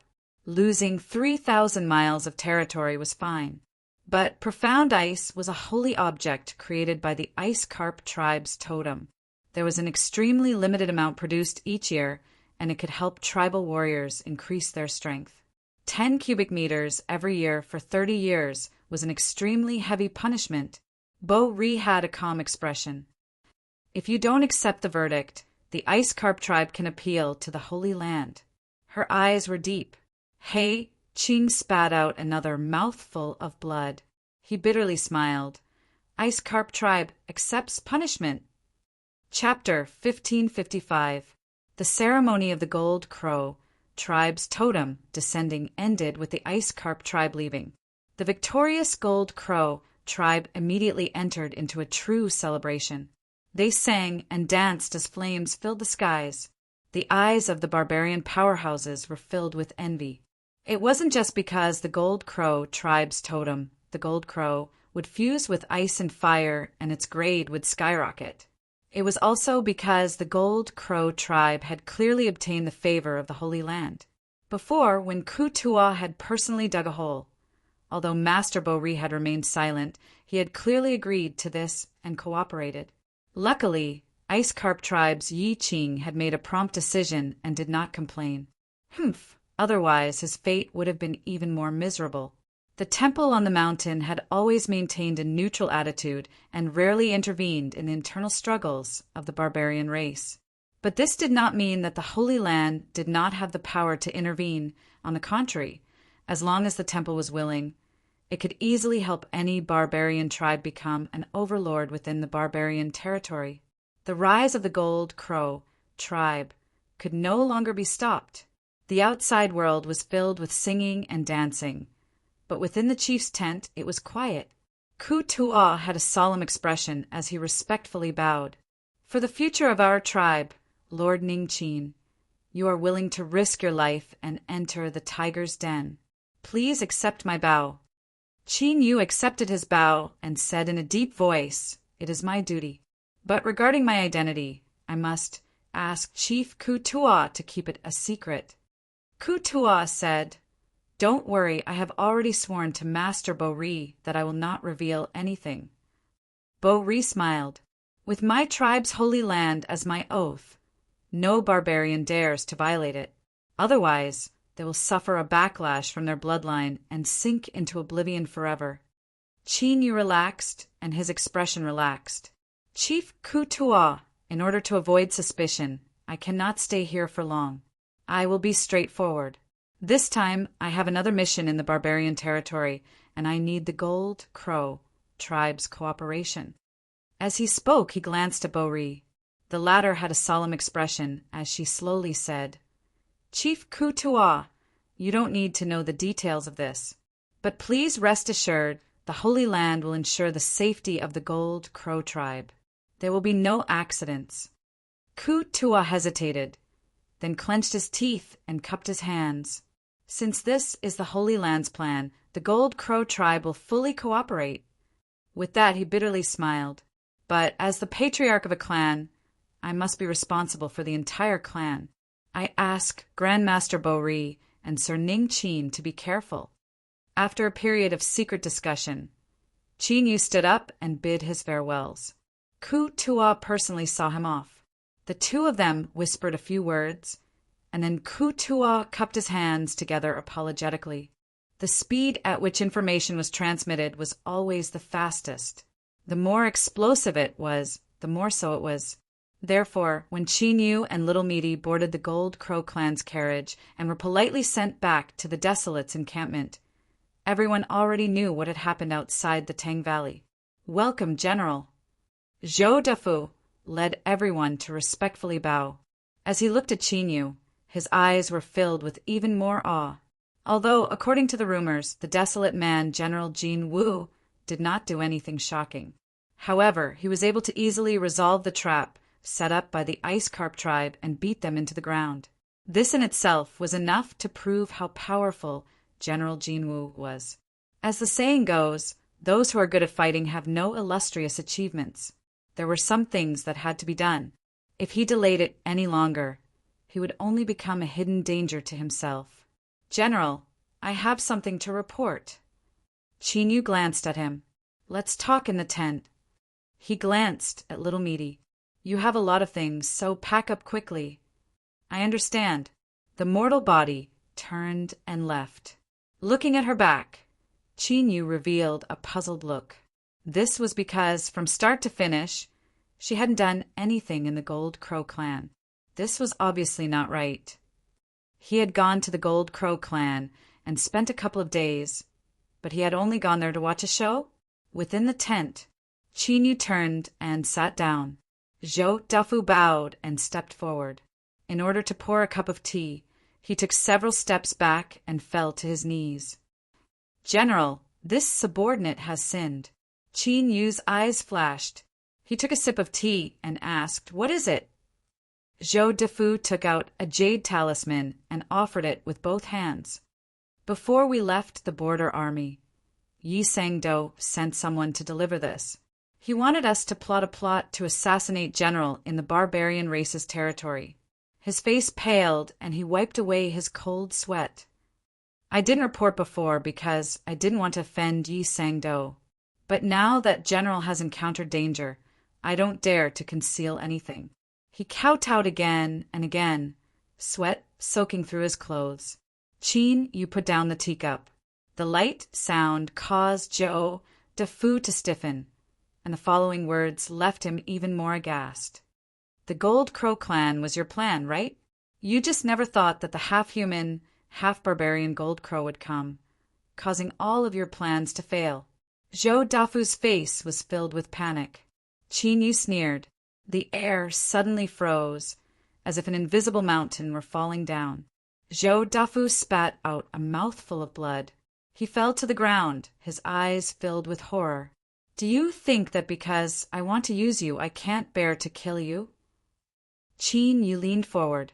Within Zhou Dafu's body, the sounds of bones breaking echoed out. Dark red blood began to ooze out from every orifice of Zhou Dafu's head. Zhou Dafu's eyes widened, but he couldn't make a single sound. The fear in his eyes became increasingly heavy. His field of vision darkened and his consciousness blurred. Zhou Dafu could feel the thick shadow of death looming over him. Just as he thought that death might arrive at any moment, the terrifying pressure suddenly vanished. Hoochie! Hoochie! Zhou Dafu fell to the ground, gasping for breath in great gulps. Qin Yu's indifferent voice echoed in his ears. Today I will teach you a lesson. I want you to know that while I do need you to do things, it doesn't mean that you are the only one. Scram! Zhou Dafu kowtowed once and left the tent in distress. Zhou Xiaoshan was waiting outside. As he saw his father's pitiful appearance, his complexion changed and he ran over. Behind him followed several of Zhou Dafu's trusted subordinates. Before anyone could speak, Zhou Dafu waved his hand and interrupted them. Zhou Dafu gasped for breath. Fear still lingered on his face, but he squeezed out a smile. I'm fine. I suffered a bit at the hands of the general. But from today onwards, us lonely ghosts will finally have a true backer. He was injured. Although it didn't seem obvious, no matter how serious the injury was, as long as he didn't die, he could slowly recover. Zhou Dafu took a deep breath and said, Remember, from today onwards, we are the general's dogs. We cannot have any other thoughts in our hearts, and we cannot have any wishful thinking. If anyone dares to disobey us, I will be the first to skin them alive. In the tent, Qin Yu smiled. He didn't care whether or not Zhou Dafu was deliberately saying this for him to hear. But after today, there was no longer any possibility of him betraying the general. It wasn't just because Zhou Dafu's courage had been scattered, but because Qin Yu had done something to his body. It wasn't obvious, and he couldn't sense it himself. But he could quietly kill Zhou Dafu at any time. Qin Yu's eyes fell on the jade talisman in front of him. Yi Sang's icy cold eyes appeared in his mind. It seemed that the later Yi family really did have the intention to kill him. At the start, it was probably because they valued Yi Wangu. But now it was hard to say. Perhaps it was because Qin Yu had caused Yi Bohu to lose face in the imperial capital. Or perhaps it was because of his current position. The later Yi family absolutely didn't want another influence like them to appear in the imperial military. because that meant that there was a chance that the later Yi family would be replaced. A cold light appeared in Qin Yu's eyes. Although the current him was far from being able to compare with the later Yi family, he wasn't someone who could be casually killed. In particular, as things progressed smoothly, he would inevitably obtain more and more protection from the Western wasteland imperial family. The ascetic cultivator lineage that had betrayed the brute race truly deserved to die. 2 days later, the Golden Crow tribe announced to the outside world that they would be inviting the Desolate Man trading team to the tribe to complete the follow-up transaction. The reason was to prevent the Desolate Man trading team from being affected by the outside world during the follow-up process. Everyone guessed that this was referring to the Ice Carp tribe. They had indeed suffered such a great loss, and that group of ice lumps had a motive. Another 2 days later, the Desolate Men broke camp and followed the Golden Crow tribe warriors into the depths of the brute race. Among them, the most eye-catching were the 2 giant trees. Their roots were pulled out from the soil and wove into thick legs. As they walked, their momentum was grand, and every step they took caused the earth to shake. At the same time, a secret rumor spread out from the Golden Crow tribe. The reason why the Golden Crow totem could advance and complete the fusion of ice and fire was because of the Desolate Man trading team. The Golden Crow tribe had acted out of character and invited the Desolate Man trading team to prevent this news from leaking out. A single stone stirred up 1,000 ripples.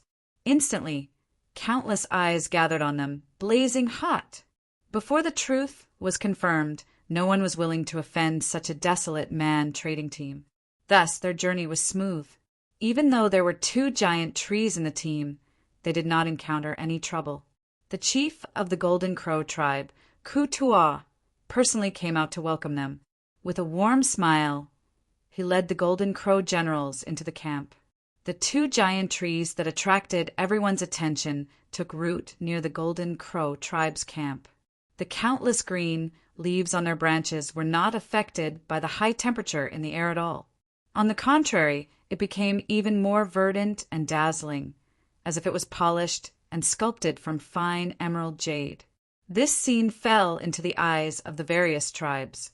It made them feel that the rumors were somewhat credible. The Golden Crow tribe's camp. In a large tent, Qin Yu and Hanya sat across from each other. Grandmaster, this matter is of great importance. I must confirm it once more. Are you sure? Hanya bowed. General, put it down. I will guarantee it with my head. He turned his hand and took out a white pebble-like object. General, once the boundary-breaking token is set up, place this object inside. Good. Qin Yu's eyes brightened. Then I will begin. Desolate Man's camp. After a day of silence, someone finally couldn't hold back and knocked on the gates of the camp. It was the Green Willow tribe. In the rumors, the barbarian tribe totem was an ancient divine willow that had existed for a long, long time.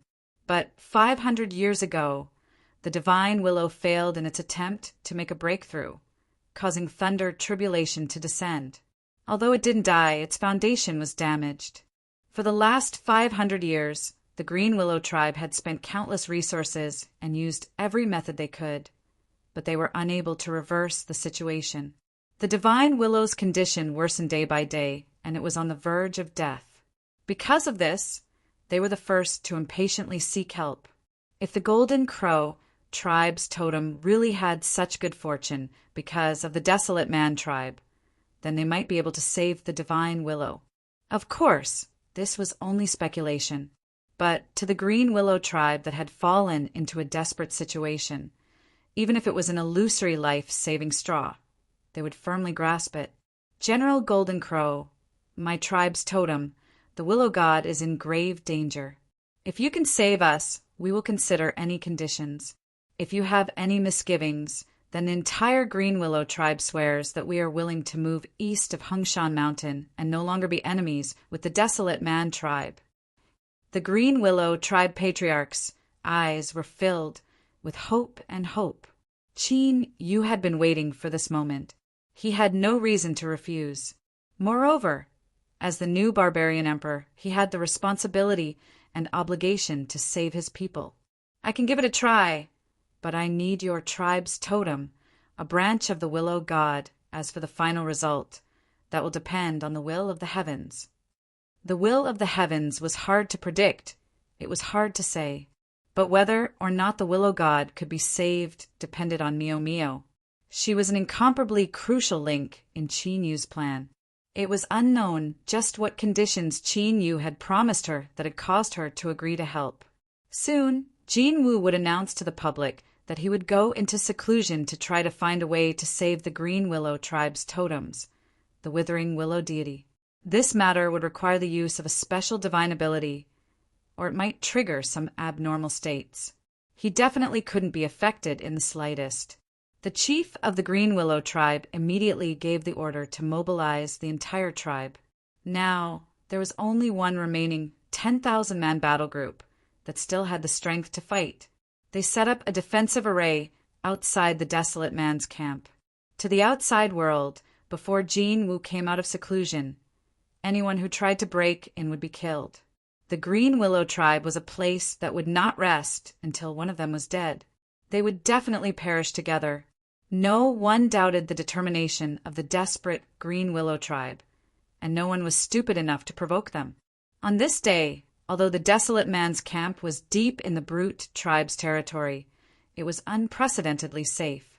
Countless eyes gathered on him, waiting for the Golden Emperor to come out of seclusion so that they could verify the authenticity of his words. West Baron, imperial capital. Behind the bead curtain, the great emperor who was dealing with government affairs suddenly frowned. He stood up, took a step forward, and disappeared. A moment later, in the depths of the imperial palace, there was a heavily guarded hall. The great emperor's figure appeared. He looked up at a huge light screen in front of him. What was shown on the screen of light was the vast territory of the berserkers. The markings were extremely clear, ranging from the direction of the mountains and rivers to the grasslands of the tribes. It could be seen that for many years the Western Baron had been continuously infiltrating the Western barbarians. For example, smuggling was an extremely important part of it.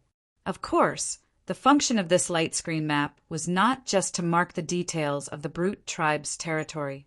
At this moment on the light screen map, a source of the earthquake appeared, like a stone falling into the water, splashing out circles of waves.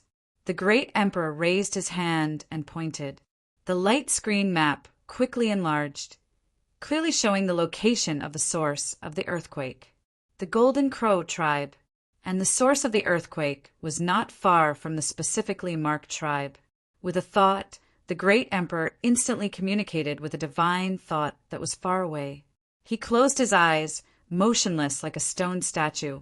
For 2 hours, the great emperor did not move. His brows sometimes furrowed and sometimes relaxed. Finally, he let out a long breath. His eyes slowly opened, and a smile appeared at the corner of his mouth. The smile grew bigger and bigger, covering his entire face, and finally turned into a hearty laugh. Ha ha ha ha. His laughter echoed in the most secret place of the imperial palace.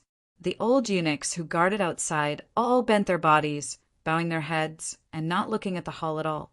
But in their dim yellow eyes, there was relief and curiosity. They wondered what had happened to make the great emperor, who had always been deep in thought and never showed his emotions, laugh like this. Success! On the light screen map, the earthquake had disappeared, but there was a dim red dot where the Golden Crow tribe was. If there were any outsiders in this place and they took a closer look, they would discover that there were already many red dots on the berserker's map. The great emperor slowly stopped smiling. His eyes slowly swept across each red, becoming brighter and brighter. Although the number of red dots in the entire brute tribe's territory was not large. But as long as there was enough time and accumulation, one day the plan would be completed. The war between the barbarians and the desolate race had existed since ancient times. Both sides had fought for countless years. The strong and the weak sometimes shifted, but no one had been able to completely calm this war between races. But now the great emperor saw hope. Destroy the Western barbarians and end this war. He would become the unprecedented ruler of the Western Desolate. At that time, all the rules and obstacles in front of him would be washed away. He would become the true ruler of the Western Desolate, eternal like the sun. Desolate man's camp. In Qin Yu's tent, the turbulent spatial fluctuations had already begun to slowly disperse. In front of him, the last trace of the array formation completely disappeared. Like a drop of water falling into a lake, there was no trace left. The boundary breaking order was completed. Although Qin Yu was the one who arranged this, even though he stood here and focused his senses, he still couldn't find any clues. It was indeed brilliant. But behind Hanya, the great shaman of Meng Mountain was able to rely on a single stone to destroy the effect of the boundary-breaking order. This was also fierce. As mentioned before, the one who arranged the boundary-breaking order was Qin Yu. The stone pagoda had played a great role in this process. But for it to succeed so quickly and efficiently, that was all because of Hanya. This mysterious and unfathomable existence that hid in space and time did indeed possess all sorts of inconceivably formidable abilities. So, even if she mocked and ridiculed Qin Yu and expressed all sorts of dissatisfaction towards him, he would still smile. After all, the more one used it, the thicker one's skin would become, gradually becoming invulnerable to swords and spears. Qin Yu looked at the remaining materials for constructing the boundary-breaking order that had already been transferred out of the ring. His eyes flashed. With one success, there were naturally 2 more materials left. Any one of them was extremely precious. Otherwise, a half-step sovereign wouldn't have personally sent a projection to Qin Yu. Secrecy was one reason, but the incomparably precious materials were also another. Before this, Qin Yu already had a plan in mind. It was just that he hadn't been able to confirm it, and he hadn't found a suitable method to carry it out. But now, as Qin Yu sensed the distant darkness, it seemed possible. But as for the specifics, he would have to wait and see. With a flick of his sleeves, he put away all the materials. Then he cupped his hands together and earnestly said, "I must thank you for your help this time." Hanya rolled her eyes. Who doesn't know how to say nice things? If you really want to be sincere, then give me something practical. Qin Yu had a solemn expression. Please speak. If I can do it, I will not decline. Hanya pointed a finger. This pagoda is quite good. She had made a similar request before. Cough. Qin Yu bitterly smiled. The stone pagoda is of great use to me. Moreover, I promise to help him fulfill some of his wishes. Before I accomplish this, I can't go back on my word. The stone pagoda nodded again and again. As it saw Hanya glare at it, it scattered its projection in fright and hid back into Qin Yu's body. Humph, humph. A man's mouth really can't be trusted. Hanya turned and walked away. Then I'll put it on your tab. But little Qin Yu, I must remind you that although credit is good for a while, when it comes time to pay it back, I hope you won't feel too uncomfortable. Chapter 1556. Desolate Man's Camp. Space shook like a river bursting through a dam.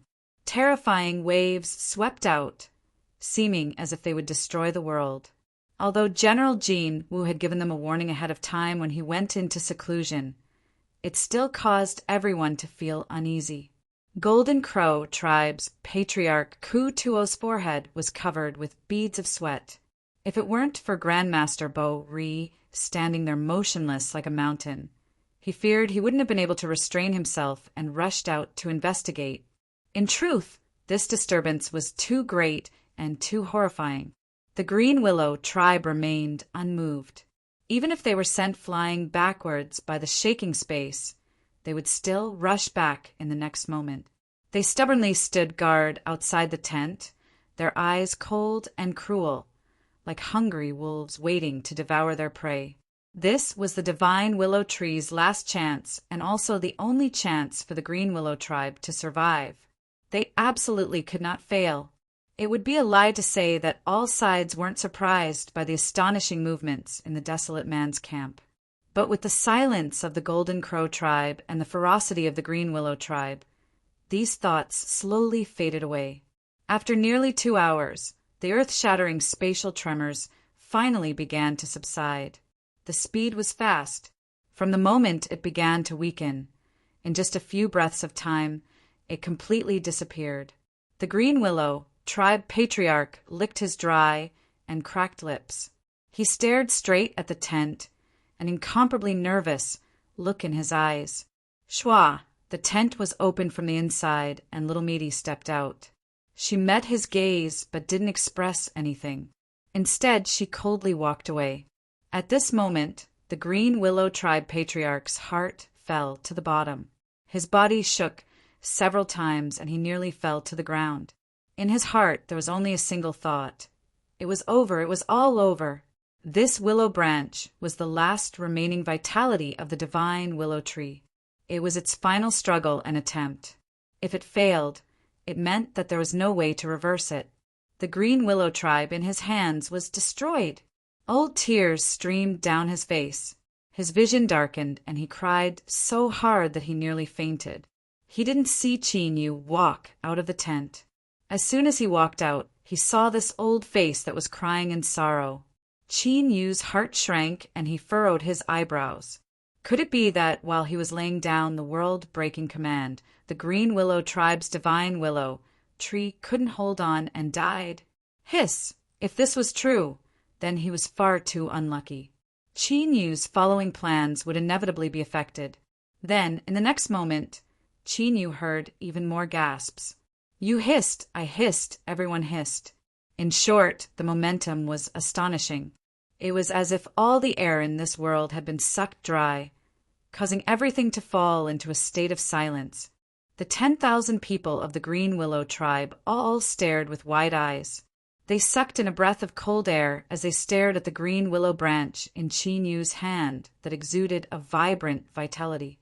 Fearing that the scene before them was just an illusion, he exhaled deeply, feeling as if his breath would be blown away.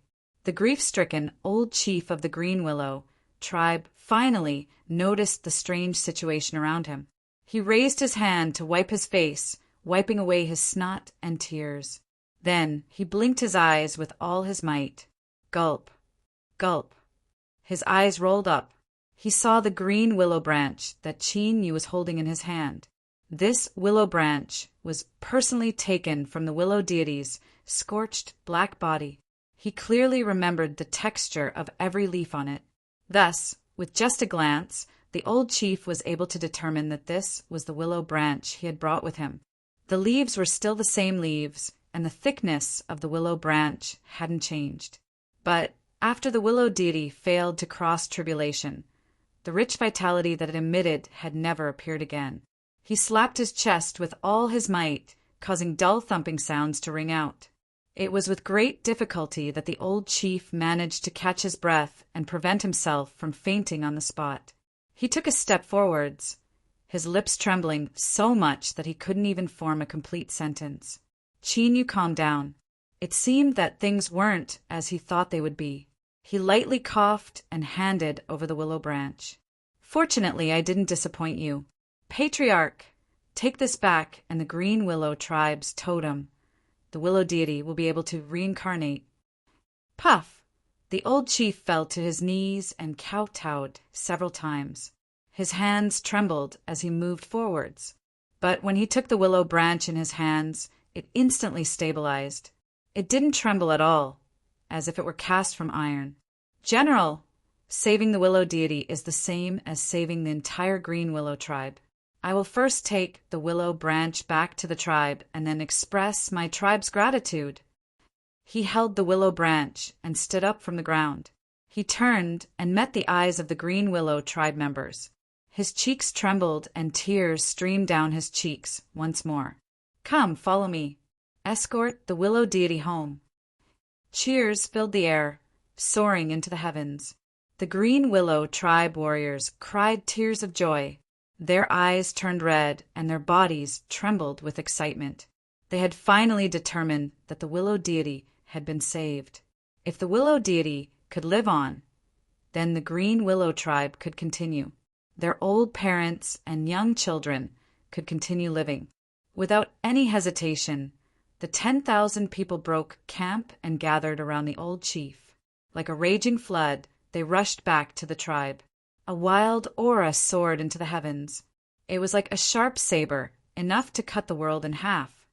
There was nothing that could block their path home. Whoever stood in their way would die. The old chief wiped his tears. He looked around, his face filled with relief and excitement. It had been 500 years. After the willow deity had been struck by the thunder tribulation and struggled at death's door, the green willow tribe warriors had never felt such a strong and fierce aura again. But now the green willow tribe was back. Countless eyes gathered in the gold crow tribe were filled with shock. The situation of the green willow tribe's totem, the willow deity, was not a secret. Did the desolate really save the willow deity? That was impossible. The fact that the willow deity could survive the heavens' tribulation was because it had lived for a long time and had a deep foundation. Its origin had been scattered, and its foundation had been destroyed. It would definitely die.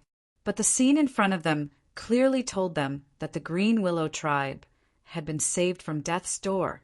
Kutua stood outside the tent, watching the green willow tribe leave. He felt the life force released by the willow branch in the old chief's hand. His face was filled with shock. With his level of cultivation, when he saw this willow branch at such a close distance, he naturally came to the conclusion that the green willow tribe's totem, the willow deity, had really been saved. Even though the gold crow tribe's totem, the gold crow tribe, had only completed its evolution and achieved the fusion of ice and fire because of the desolate man's gift, the scene in front of him still made him feel incomparably shocked.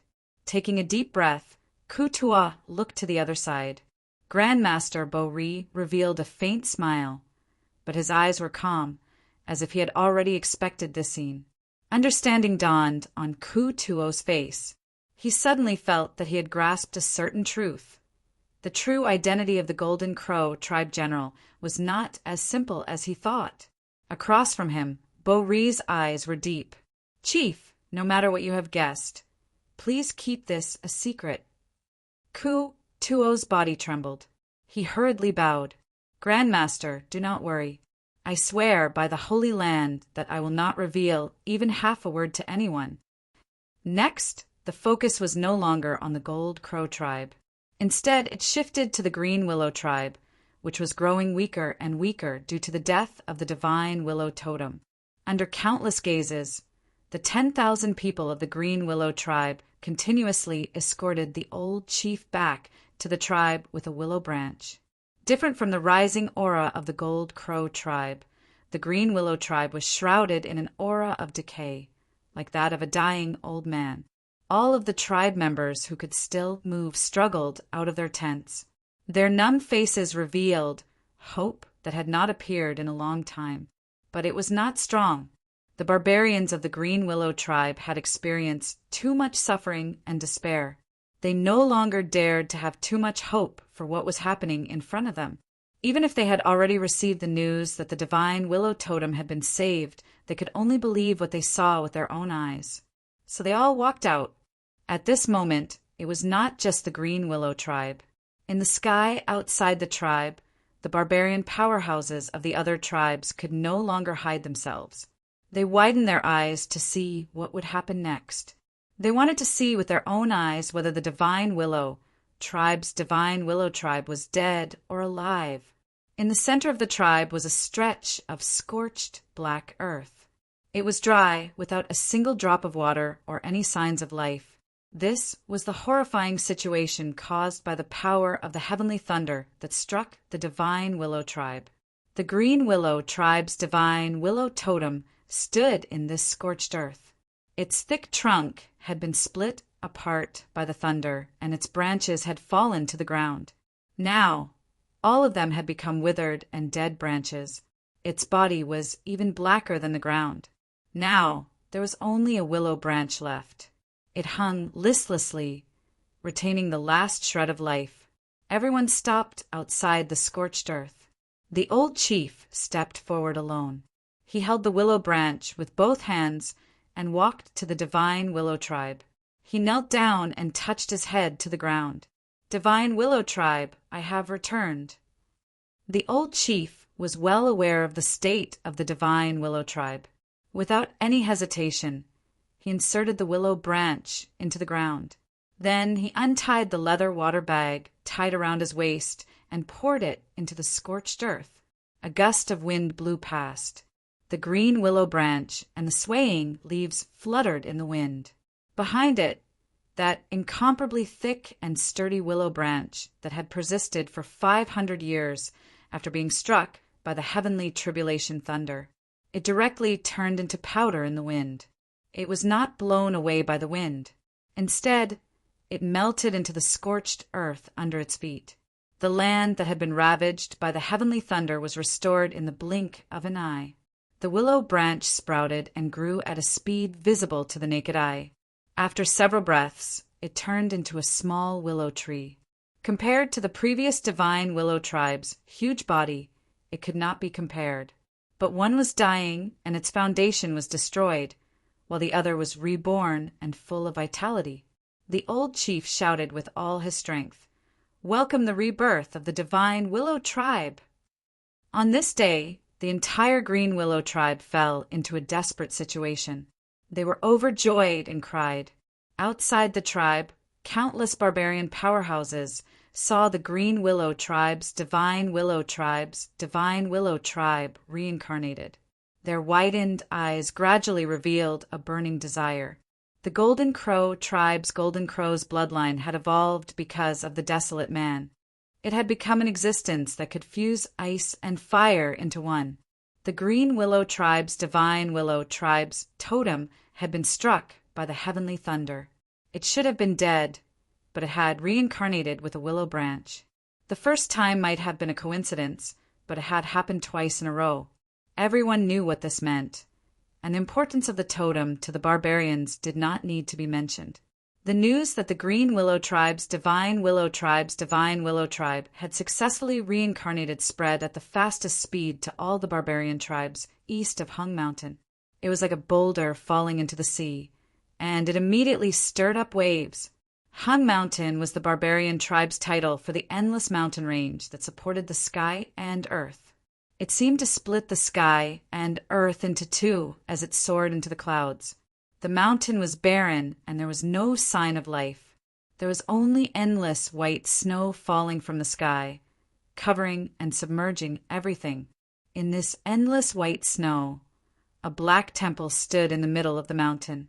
It was like a withered leaf in a country of snow, very eye-catching. This place was the barbarian holy land that all the barbarian tribes respected. A thin figure sat cross-legged on the white ground. At this moment, he seemed to sense something and slowly opened his eyes. It was vast, like another world. It could contain everything and was unfathomably deep. However, there was a hint of surprise in his eyes. He seemed to have noticed something that no one could understand. Changing fate was incredibly difficult. If he was in perfect condition, he might have been able to do it. But how did His Majesty do it? Based on what he knew, the Berserker Emperor's bloodline provided him with great power. It did not possess any divine abilities or might. He blinked, and the emotions in his eyes faded away. Gradually, a hint of understanding appeared in his eyes. Since it was not His Majesty, then it should be that person by his side. He had sensed that person's presence before. It was like a bottomless abyss, like the high heavens, but it was also ethereal, like a bubble or an illusion. It was difficult for people to capture it and lock onto it. It was a mysterious existence that hid in time and space. Every time the world met, it would descend into a world. Its origins and realm were unknown, but it was without a doubt the existence that had existed for the longest time and possessed the most terrifying power. As a great berserker shaman, the memories passed down in his bloodline allowed him to know more about this existence than anyone else. Yet it was precisely because of this that the great shaman could not understand how this existence could stay by His Majesty's side. Even if His Majesty had signed a contract with this person, based on what he knew, this should not have happened. There should be some secrets that he did not know about. His body was small, his face was old, and his presence was inconspicuous. He seemed like an ordinary old man in the temple. But his true identity was the only remaining great shaman of Meng Mountain in the endless territories of the Western Berserkers. After thinking about it for a while, he closed his eyes and lifted his hand to touch the center of his brows. In the past, he had ordered his disciple to pass down a technique that could allow him to communicate with his divine sense across an endless distance. It was to ensure His Majesty's safety, but it was not just that. The great shaman of Meng Mountain had to be certain about the true intentions of the powerful existence hidden in time and space. If his goal was to devour the new Berserker Emperor, then he would have no choice but to forcefully chase him away at the price of dying prematurely. In terms of strength and realm, it was impossible for him to compare to this mysterious and unfathomable existence. But this was his world, and His Majesty was His Majesty. He should be able to completely occupy the home ground and then give up on himself. After a moment, the great shaman of Meng Mountain opened his eyes. He put down his finger, and a hint of hesitation and puzzlement appeared in his deep eyes. In the end, it gradually turned into relief. Then he started coughing. It was not very intense, but drops of blood spilled out of his mouth and nose. They fell on the pure white ground, and they were incredibly eye-catching. They were like plum blossoms blooming proudly in the face of the wind and cold. Chapter 1557. Desolate Human Camp. Little Meaty humphed, dissatisfaction in her eyes. So what if he was a great shaman of the Goliaths? He actually dared to probe her roots. So, of course, he had to be taught a lesson.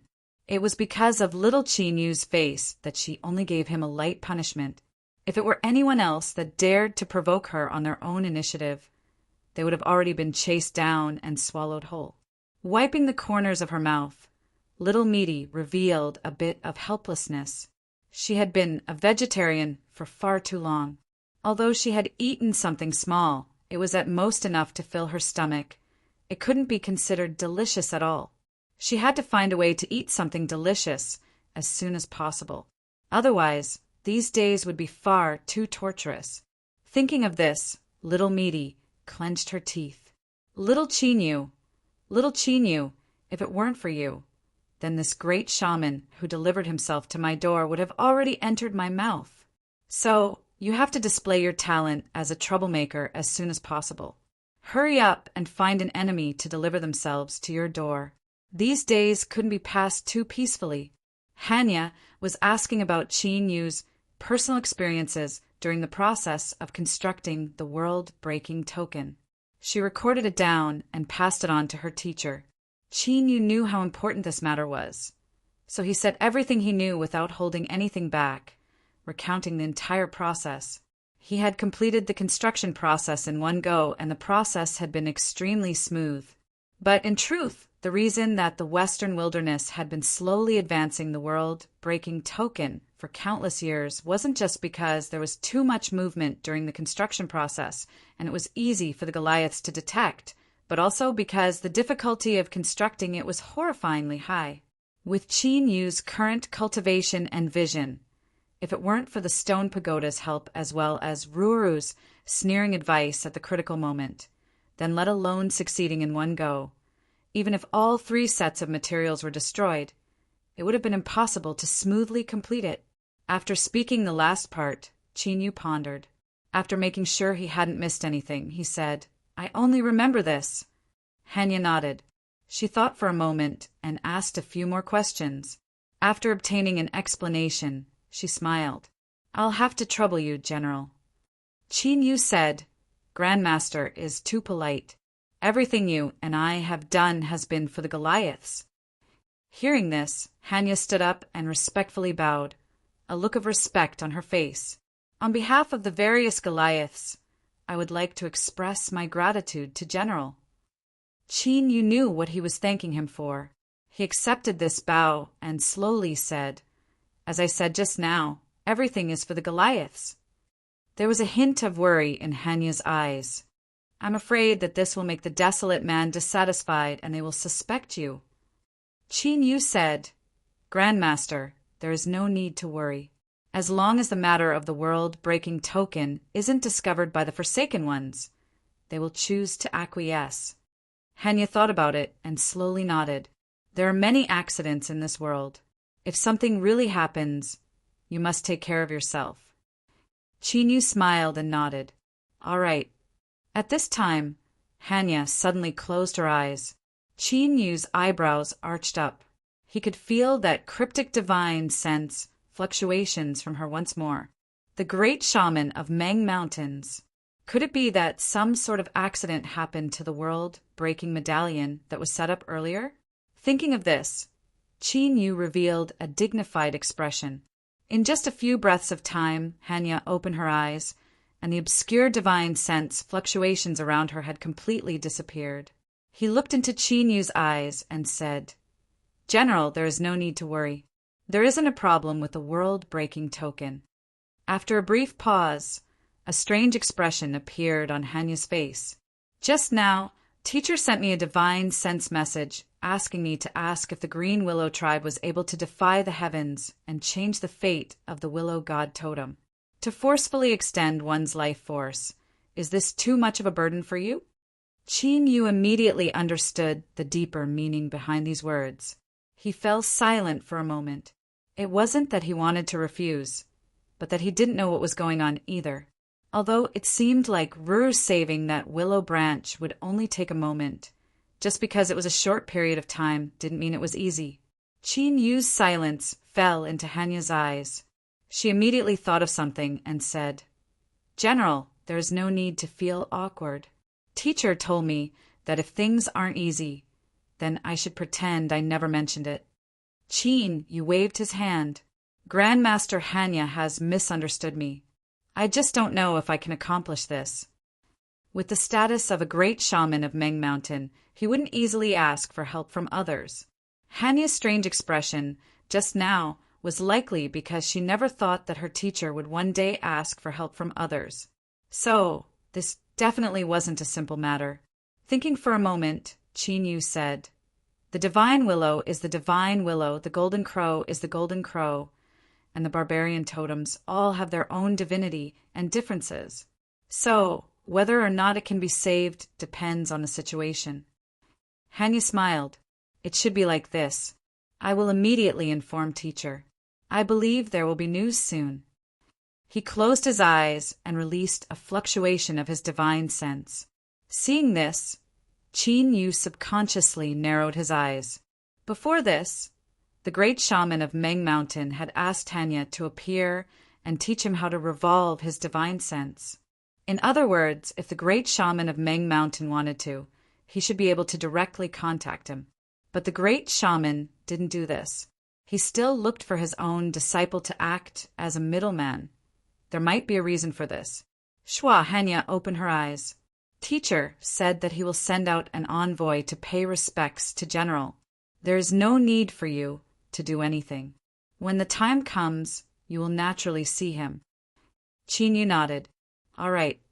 The Golden Crow tribe became the focus of attention once more. They were even more eye-catching than before, and their burning gazes nearly ignited the air. In the camp of the desolate, there were smugglers who made a living in the shadows all year round. Although they were used to seeing life and death, it would be a lie to say that they weren't apprehensive and fearful in the barbarian territory. For instance, when they were first challenged by the Golden Crow tribe warriors, they suffered the same fate as number 1 and number 2. In truth, this happened every year. They were lucky that they didn't die, but that didn't mean that everyone had such luck. And this was only the dangers that were laid out in the open. Everyone knew of the dangers, but there were also many accidents. For instance, the barbarian tribes that hated the desolate, for instance, their whereabouts were accidentally exposed, or perhaps they encountered a malicious robbery by the barbarians, in short, every time someone died. No matter what, they never imagined that there would be a day when they would receive such treatment deep within the barbarian territory. They would be treated as the most honored guests by the barbarians who always had cold and murderous eyes. Outside the camp, the desolate who were responsible for guarding the camp looked at the smiling barbarians who wished they could write the word humble on their faces. They felt as if they were in a dream. Brothers, please pass on a message that the Blacklight tribe is willing to open a trade with the desolate.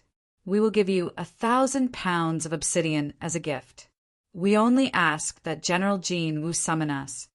Humph. Everything has to be done first come, first served. Our tribe was the first to arrive, so if the general wants to see you, he will naturally see us. Desolate brothers, this is the best wine of our tribe. Don't stand on ceremony, please accept it. You barbarian tribes are nothing but grass on the wall. You come to see the general. But the Wia tribe has long been a trading partner of the Desolate brothers. Brother, you look familiar. We must have met before. You must know that our Wia tribe has always been close to the Desolate man. So please help me pass the message that our tribe leader is here to pay his respects to General Jean Wu. On the other side, the Desolate cultivators were completely stunned. The smiling barbarian from the Wia tribe in front of him was an elder. Around 3 years ago in a trade, he had indeed seen him once. But on that day, Zhou Dafu had been smiling, and the other had responded with a cold face. His cold eyes swept over the surrounding desolate people, as if he were looking at bugs in the mud. Not worth mentioning. Disdainful. But now, the other had taken the initiative to call him brother. His words were filled with eagerness, as if he was trying to draw them closer. This feeling was really great. It seemed that ever since General Jean Wu became their master, the status of these pitiful worms who made a living in the trade between the two tribes had suddenly changed. Even though they felt that this matter was a little inappropriate, it did not stop the smugglers from feeling a sense of pride from the bottom of their hearts. But pride was pride, and joy was joy. No one loosened their grip on the message. No matter who it was that asked to see them, they all gave a unified reply. General Jean Wu has suffered great losses and needs to go into seclusion to recuperate. He will not see any guests. Tent. After Zhou Dafu obtained permission, he bowed and quickly entered. He looked up and glanced at General Jean Wu from the corner of his eyes. He respectfully bowed and said, "Greetings, General." "Qin," you waved his hand. "Rise." He seemed a bit tired. He rubbed his temples and said, "If there is something, just say it." Zhou Dafu said, "Reporting to General, there are more and more barbarian tribes asking to see you outside the camp.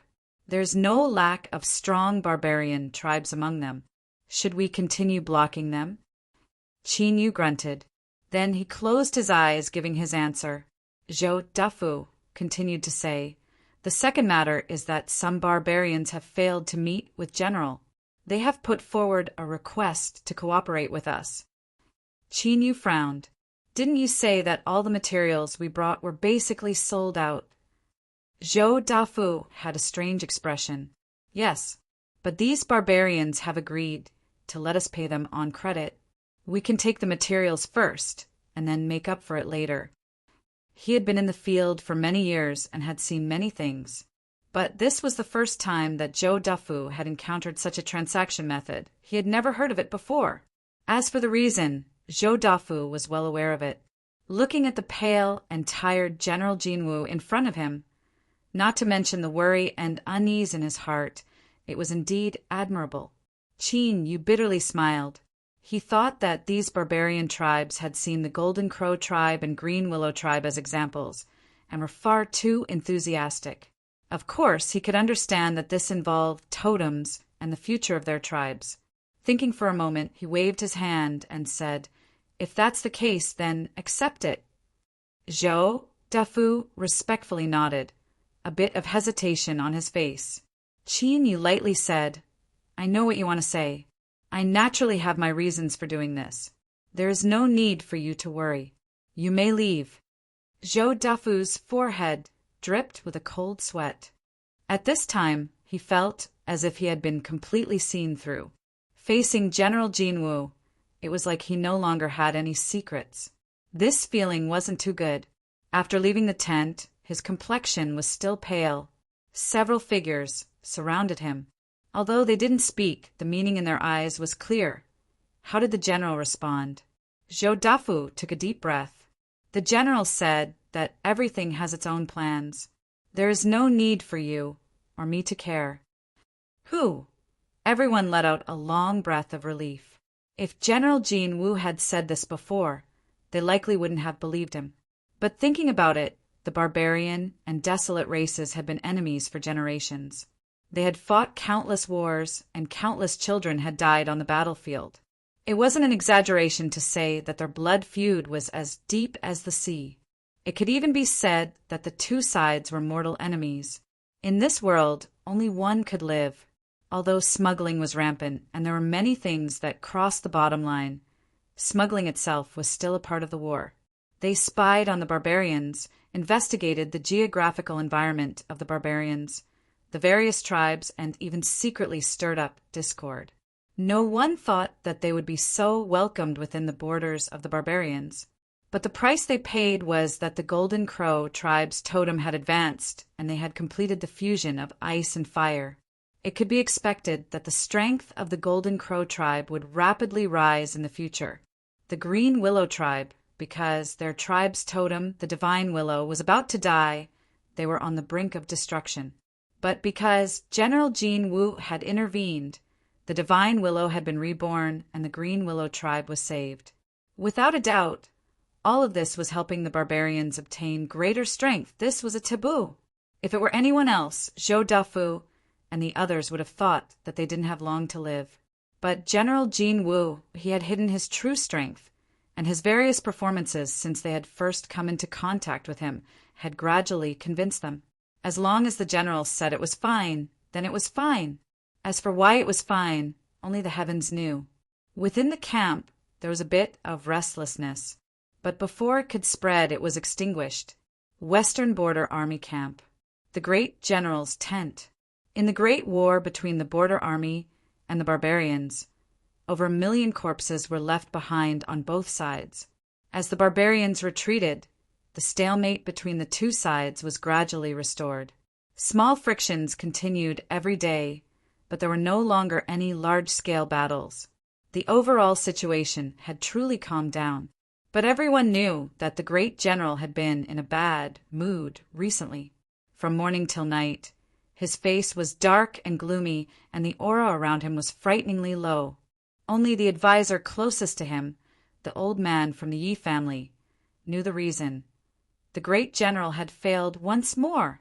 Not only had General Jin Wu not been dragged into the quagmire by the Ice Carp tribe and suffered a miserable fate, but he had instead calmly taught the Ice Carp tribe a lesson. He had nearly cut off the capable arms that the great general had managed to find in the depths of barbarian territory with great difficulty. But recently, the situation had changed once more. In the last several days, the great general had received over a dozen secret letters from the barbarians. Although the contents were unknown, a smile gradually appeared on the great general's face. This caused everyone in the tent to breathe a sigh of relief.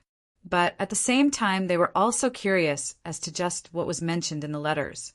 The advisor close to him probed and asked a few questions. Yi Sang smiled and said, "This matter isn't a secret at all. You will soon find out." As he finished speaking, he stood up and walked straight towards Wu Shuai's tent.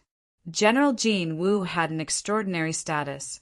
Even if he obtained concrete evidence and wanted to impeach him in the imperial capital, he would still need Wu Shuai's personal approval. Only then would it have more weight. Yi Sang had already learned that Wu Shuai and King Heavenspan had come to some sort of agreement through their conversations. But this didn't affect the fact that when General Jin Wu had a major problem, Wu Shuai could join forces with him to deal him a heavy blow. And Wu Shuai definitely wouldn't refuse such an opportunity. Soon, a military memorial signed by Yi Sang and sealed by Wu Shuai was sent directly to the imperial capital's military headquarters through a transmission array. Like an earth dragon turning over, it instantly set off perilous waves. The contents of the military memorial could be summarized in one sentence. We have investigated and found out that General Jin Wu, Ningqin, has been aiding the enemy within the barbarian territory. Of course, this was about the Golden Crow and Green Willow tribes. To the desolate, this was the greatest betrayal. Because of the previous incident involving General Jinwu, the military headquarters was shaken. The first thing they did was contact the Western Border Army camp to confirm the truth of this matter. Otherwise, if they were to become a joke again, where would the face of the military be? After obtaining confirmation from the Border Army 3 times, the military memorial was sent to the Imperial Palace at the fastest speed possible. We respectfully await the divine judgment. Chapter 1558. Western Frontier Army. Commander's Tent. Wu Tongtian smiled but didn't speak. He stood beside a map of the border war, quietly looking at it. Behind him were 2 trusted subordinates and a counselor who had followed him for many years. When their eyes met, they revealed bitter smiles. If you have something to say, then say it. There is no need to hide anything between us. Wu Shuai lightly said. One of them was the most valued subordinate general. In terms of bloodline, he could be considered a distant nephew of Wu Tongtian. He knew that his uncle was his only backer in the Empire's army, and he had always been loyal to Wu Tongtian. He clenched his teeth and stepped forward. Commander, I have already obtained follow-up information from the various barbarian tribes. This matter is far too obvious. It is as if the barbarians took the initiative to pass on information to us. How could General Jinwu not know? Knowing this, he still did what he did to the Golden Crow and Blue Willow tribes. There must be a problem here. This was a tactful way of reminding Wu Tongtian that there might be a conspiracy. The counselor nodded. Commander, this is indeed the case. Should we wait and see a little longer? Although His Majesty in the imperial capital had sent the sky-bearing king and reached a compromise with Wu Tongtian, anyone with a discerning eye could tell that he was extremely angry with his own commander. In the past, when General Jinwu died, the commander's prestige had already been damaged. If something like this happened again, the consequences would likely be dire. Wu Tongtian turned around and swept his eyes over them. He picked up a teacup and took a sip. I am in charge of the Western Frontier Army and command all the troops. I received a report from Great General Yi Seng that General Jinwu Ningqin supported the enemy. This is a fact. He put down the teacup. His gaze was deep and distant, as if he had crossed through endless space and was looking at the distant western wasteland capital. I don't know about some of the arrangements made by His Majesty and the Emperor clans, but everything I do is my duty as a commander. Even if there is something wrong, there won't be a problem.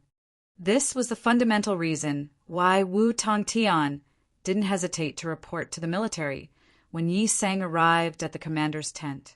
Since he wasn't in the wrong, as the commander of the border army, he had nothing to fear.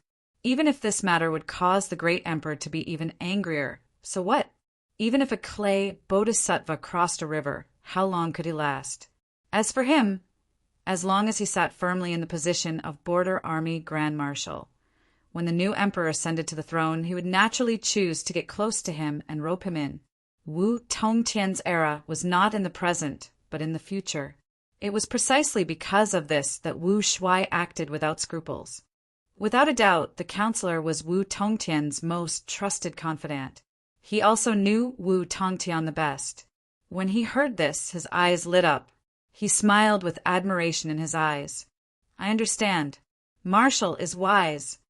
Wu Tongtian's eyes swept over them, and a smile tugged at the corner of his mouth. The counselor turned to look at the 2 generals. The matter of General Jin Wu funding the enemy, the evidence is conclusive. As long as this matter is exposed, it will be a huge stain on his reputation. Regardless of whether or not there are other secrets behind this, whether or not the Emperor clans continue to protect General Jinwu, apart from smuggling, it will become another mountain blocking the road ahead. After this incident, the final outcome of the imperial capital is no longer important. Jin Wu's path of becoming a general has already been completely severed. as long as he doesn't take control of the border army before the new emperor ascends to the throne. What awaits him in the end is only a tragic end. Wu Tongtian turned around and continued to look at the map of the border war behind him. A cold smile appeared on his face. This was the so-called magnanimity of the great, and the prime minister's heart could move a boat. But he was only a common martial artist in the border army. Did he really think he had no grudges in his heart? After this incident, General Jinwu Ningqin was a skeleton in a grave. His fate had already been decided. Western Wasteland, imperial capital. The matter of General Jinwu funding the enemy set off tumultuous waves. Countless undercurrents raged in all directions, wreaking havoc. Previously, His Majesty had used the excuse of reprimanding the border army to temporarily stabilize the situation. But now, they once again saw an opportunity to make things difficult for him. His Majesty had sat on the throne for far too long. It was time for him to step down and enter the emperor's tomb like the previous emperors of the Western Wasteland. The generals of the court were the first to submit a memorial to the great emperor, requesting that this matter be investigated thoroughly. If the truth was confirmed, then General Jinwu Ningqin must be executed. Following closely behind were the various ministers. They respectfully asked the great emperor to issue a decree to summon General Jinwu back to the imperial capital to be interrogated. This was to prevent the hearts of the border army soldiers from being disillusioned because of this matter. Then it was the countless generals stationed in the four directions of the great wilderness. The crowd was stirred up and aggressive. They requested the great emperor to kill the traitors and not let the soldiers of the empire bleed and cry on the front lines. In an instant, the imperial capital was in a state of chaos. The situation had taken a turn for the worse. Almost all the spearheads were focused on General Jinwu Ningqin. Although he had gained a foothold in the Western Border Army and opened up a good situation, this kind of impeachment could only be done by a border army commander. Everyone with a discerning eye could see that it was obvious that Xiang Zhuangwu's sore intent was in the imperial capital today. His real target was the great emperor who controlled the Western Wasteland. The sky-bearing king entered the palace. All the eunuchs and servants were dismissed. The great emperor sat behind the bead curtain. His expression couldn't be seen clearly, but one could feel the coldness in his words. Sky-bearing king, remember the people who were the happiest these days. When I have time, I will naturally deal with them. The sky-bearing king, who had a deep understanding of the great emperor, quickly bowed respectfully. In his heart, however, he couldn't help but smile bitterly. This time, it was likely that many heads would roll to the ground. Although these people died because of the great emperor, as the person who recorded the names, he would definitely receive the same amount of hatred. This meant that the sky-bearing king could only stand by the great emperor's side. It was impossible for him to change sides. Your Majesty is indeed meticulous in your calculations, and your methods are brilliant. Taking a deep breath, the sky-bearing king bowed. Your Majesty, you have great foresight. Although this matter is chaotic, it will not affect you at all. The great emperor sneered. Many people want to use this opportunity to stir up trouble, but now they have no choice but to endure. He stood up and paced back and forth behind the bead curtain. General Jinwu, this person is truly one of my blessed generals. The sky-bearing king bowed. Your Majesty, what do you think? The great emperor said faintly, haven't the ministers and ministers of the various departments been clamoring to escort General Jinwu back to the imperial capital for investigation? Very well. I will satisfy their request and call General Jinwu back. I will reward him with a great merit, and let's see if these old fools have the face to continue barking in front of me. Time continued to pass for several more days. The memorials that were sent into the palace like snowflakes were all left unpublished. The imperial palace's attitude was ambiguous and unpredictable. Soon, some people realized something was wrong. The various elders of the emperor clans, as well as the representatives and chess pieces that they secretly controlled, all maintained a strange silence. As for the military, as the nominal hub of the imperial army, they were far too silent in this matter.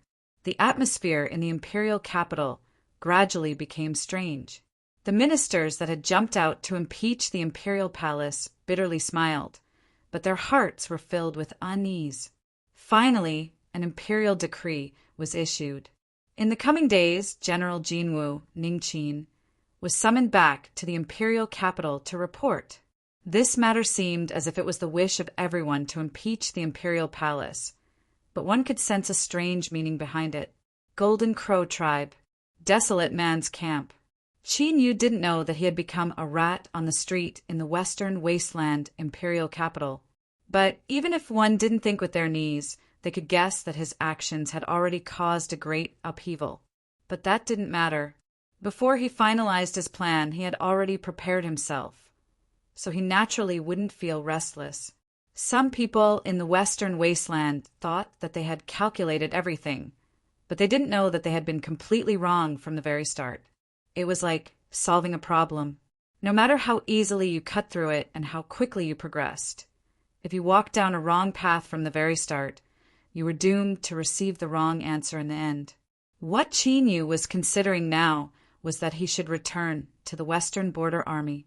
This was the so-called going too far was as bad as not going far enough. First, he helped the Golden Crow tribe advance their totem Golden Crow. Then he defied the heavens and changed his fate to help the Green Willow tribe's totem Divine Willow tribe regain its vitality. These two matters, either one of them was enough to shake the hearts of the people. This was the reason why the Forsaken Tribe's camp had such a high status amongst the barbarians. But it couldn't be done once, twice, or thrice if he continued to accept orders. Not to mention that Qin Yu no longer had the materials to lay down the boundary-breaking token. But even these barbarians who were so respectful to him might have some other thoughts. Just think about it. If the Forsaken General Jin really could casually help the barbarian tribe's totem complete an inconceivable transformation, then all the barbarians would go crazy. All the berserker tribes would go mad for him, and they would do whatever it took to keep him in the land of berserkers forever. Before, the matter of the Golden Crow tribe and Green Willow tribe was confirmed by the Western Border Army in such a short period of time. First, they had indeed made some arrangements in the barbarian territory, and second, the various barbarian tribes were deliberately adding fuel to the fire. They wanted to see the western wasteland pursue the Forsaken General Jin. They even shouted that they would cut off his head and punish him. If so, the Forsaken General Jin could only seek refuge with the barbarians. Qin, you didn't want to see the barbarians fall into madness. Otherwise, besides blowing up his identity, there would be no way for him to escape. Moreover, he also needed to consider the Western Wasteland's imperial family. Smoothly laying down the first boundary-breaking token was already a pleasant surprise. But if this surprise came too quickly, it might turn into bewilderment. In a short period of time, Qin Yu needed to maintain the persona of the Forsaken General Jin. So, going too far was as bad as falling short. It was time for him to leave. He had to return to the border army camp and rest while waiting for new instructions from the imperial capital. He frowned and thought for a moment. Although his actions were a bit out of line compared to the boundary-breaking token, it was still a small matter.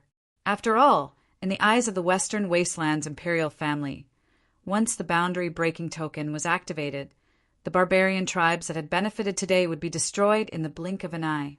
They weren't worth mentioning at all. Letting out a breath, Qin Yu stood up and walked outside. 3 days ago, he had told Little Meaty to leave the barbarians as soon as possible.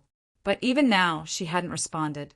Qin Yu wanted to see just what she was doing. When he arrived at Little Meaty's tent, Qin Yu found nothing. After asking, he learned that she had left yesterday and had gone to the Golden Crow tribe's camp. Qin Yu's eyes flashed. He turned and left. With his current status, entering and leaving the Golden Crow tribe was no problem at all. Patriarch Ku Tua personally came to greet him. His smile was warm and friendly. "General, have you come to find your wife?" Qin Yu cupped his hands together. Yes. May I ask where she is? Patriarch Ku-Tua gestured with his hand. General, please follow me. Little Meaty was in Tang Valley. This place was the core of the Golden Crow tribe's camp. It was the hub of a great heaven and earth array that could naturally gather the power of the world's fire spirits. As the Golden Crow totem completed its evolution, ice and fire fused together. The atmosphere of the hub changed once more. The air became even hotter, and everything around them was distorted. However, the sky was covered with thick layers of clouds. Snowflakes fell from the sky, each one giving off an astonishing chill. As the snowflakes fell into the valley, they didn't clash with each other at all. They directly fused into the sea of fire like some sort of extremely cold fuel, causing the magma to become even redder. The scene was strange, and now magma roiled within the Tang Valley, occasionally shooting into the sky and turning into layers of crimson curtains. It rose and fell, cutting off the view of the outside world, making it impossible to see what was happening within. Patriarch Ku-Tua pointed a finger. Yesterday, the madam entered the Tang Valley. Although I don't know the specifics, the Golden Crow totem told me that there is no need to interfere. Qin Yu thought for a moment. He said, Patriarch, can I enter? Patriarch Ku-Tua said, This is the Golden Crow's residence. It is up to it to decide. Yesterday, the Golden Crow totem nodded, allowing the madam to enter. As he spoke, he revealed an apologetic expression, but he bitterly smiled inwardly. After the Golden Crow advanced, not even he, the Patriarch, was allowed to take half a step into the Tang Valley. As he watched Little Meaty, a desolate person, being welcomed into the Tang Valley by the Golden Crow, even though he knew that she was the wife of the Golden Crow general and that they had helped the Golden Crow advance, he still found it hard to describe. He also wondered if it was possible that after the Golden Crow advanced, its mind had suddenly been enlightened and it had understood the word aesthetic. If this was really the case, then this would put Patriarch Ku-Tua in a difficult position. He had already lived for thousands of years with this face. If he suddenly changed his appearance, although it wouldn't be too difficult, once others guessed the reason, wouldn't they laugh until their teeth fell out? Luckily, the Golden Crow general only had the appearance of an average person. Although he was a bit better than him, it was still relatively limited. Suddenly, at the edge of the Tang Valley, columns of fire and magma shot into the skies. As they approached Qin Yu, they were suddenly extinguished. It was as if a channel had been opened for him in this endless sea of fire. Qin Yu cupped his hands together. I will go first. Farewell. He turned and walked away. As he walked, the magma shot into the skies, sealing off the channel. Patriarch Ku-Tua stood outside the valley, his eyes fixed on the scene. His heart became increasingly complex. If it weren't for the fact that he was well aware that it was impossible for the Golden Crow totem to separate from the Golden Crow tribe and exist independently, then he really might have been worried that after the Golden Crow advanced, it would become someone else's spirit pet. Otherwise, how could this be possible? Ku-Tua wryly smiled. He thought for a moment and then ordered an elder to stay outside the Tang Valley and keep watch. He turned and hurried away to find Grandmaster Bori. If he didn't inquire about this matter, he wouldn't be able to rest easy. As he entered the Tang Valley, waves of heat filled the skies. Qin Yu's thoughts stirred. Space and time around him began to twist. As time passed and he used soul planting more and more, using it in such a small area became increasingly easy for him. The endless heat was immediately isolated outside. As he moved forwards, the magma and flames retreated as he reached the depths of the Tang Valley. Finally, he saw Little Meaty sitting on a black stone in the magma. She seemed to be cultivating. At this time, she opened her eyes and glanced at Qin Yu before closing them again. As for Qin Yu, he coughed, an awkward expression on his face. He turned slightly to the side and said, It's been 3 days and I haven't received a reply from you, so I came over to take a look. These words were extremely weak, but if he didn't say anything, it would be hard to divert his attention. This was because little Meaty was currently cultivating with her eyes closed. Her clothes seemed to be unable to withstand the heat. Here, the scorching hot aura was burning. It was as if the sun was shining brightly everywhere. When her clothes were covering her, he hadn't been able to see her clearly. But now that he observed her, he discovered that her petite figure wasn't small at all.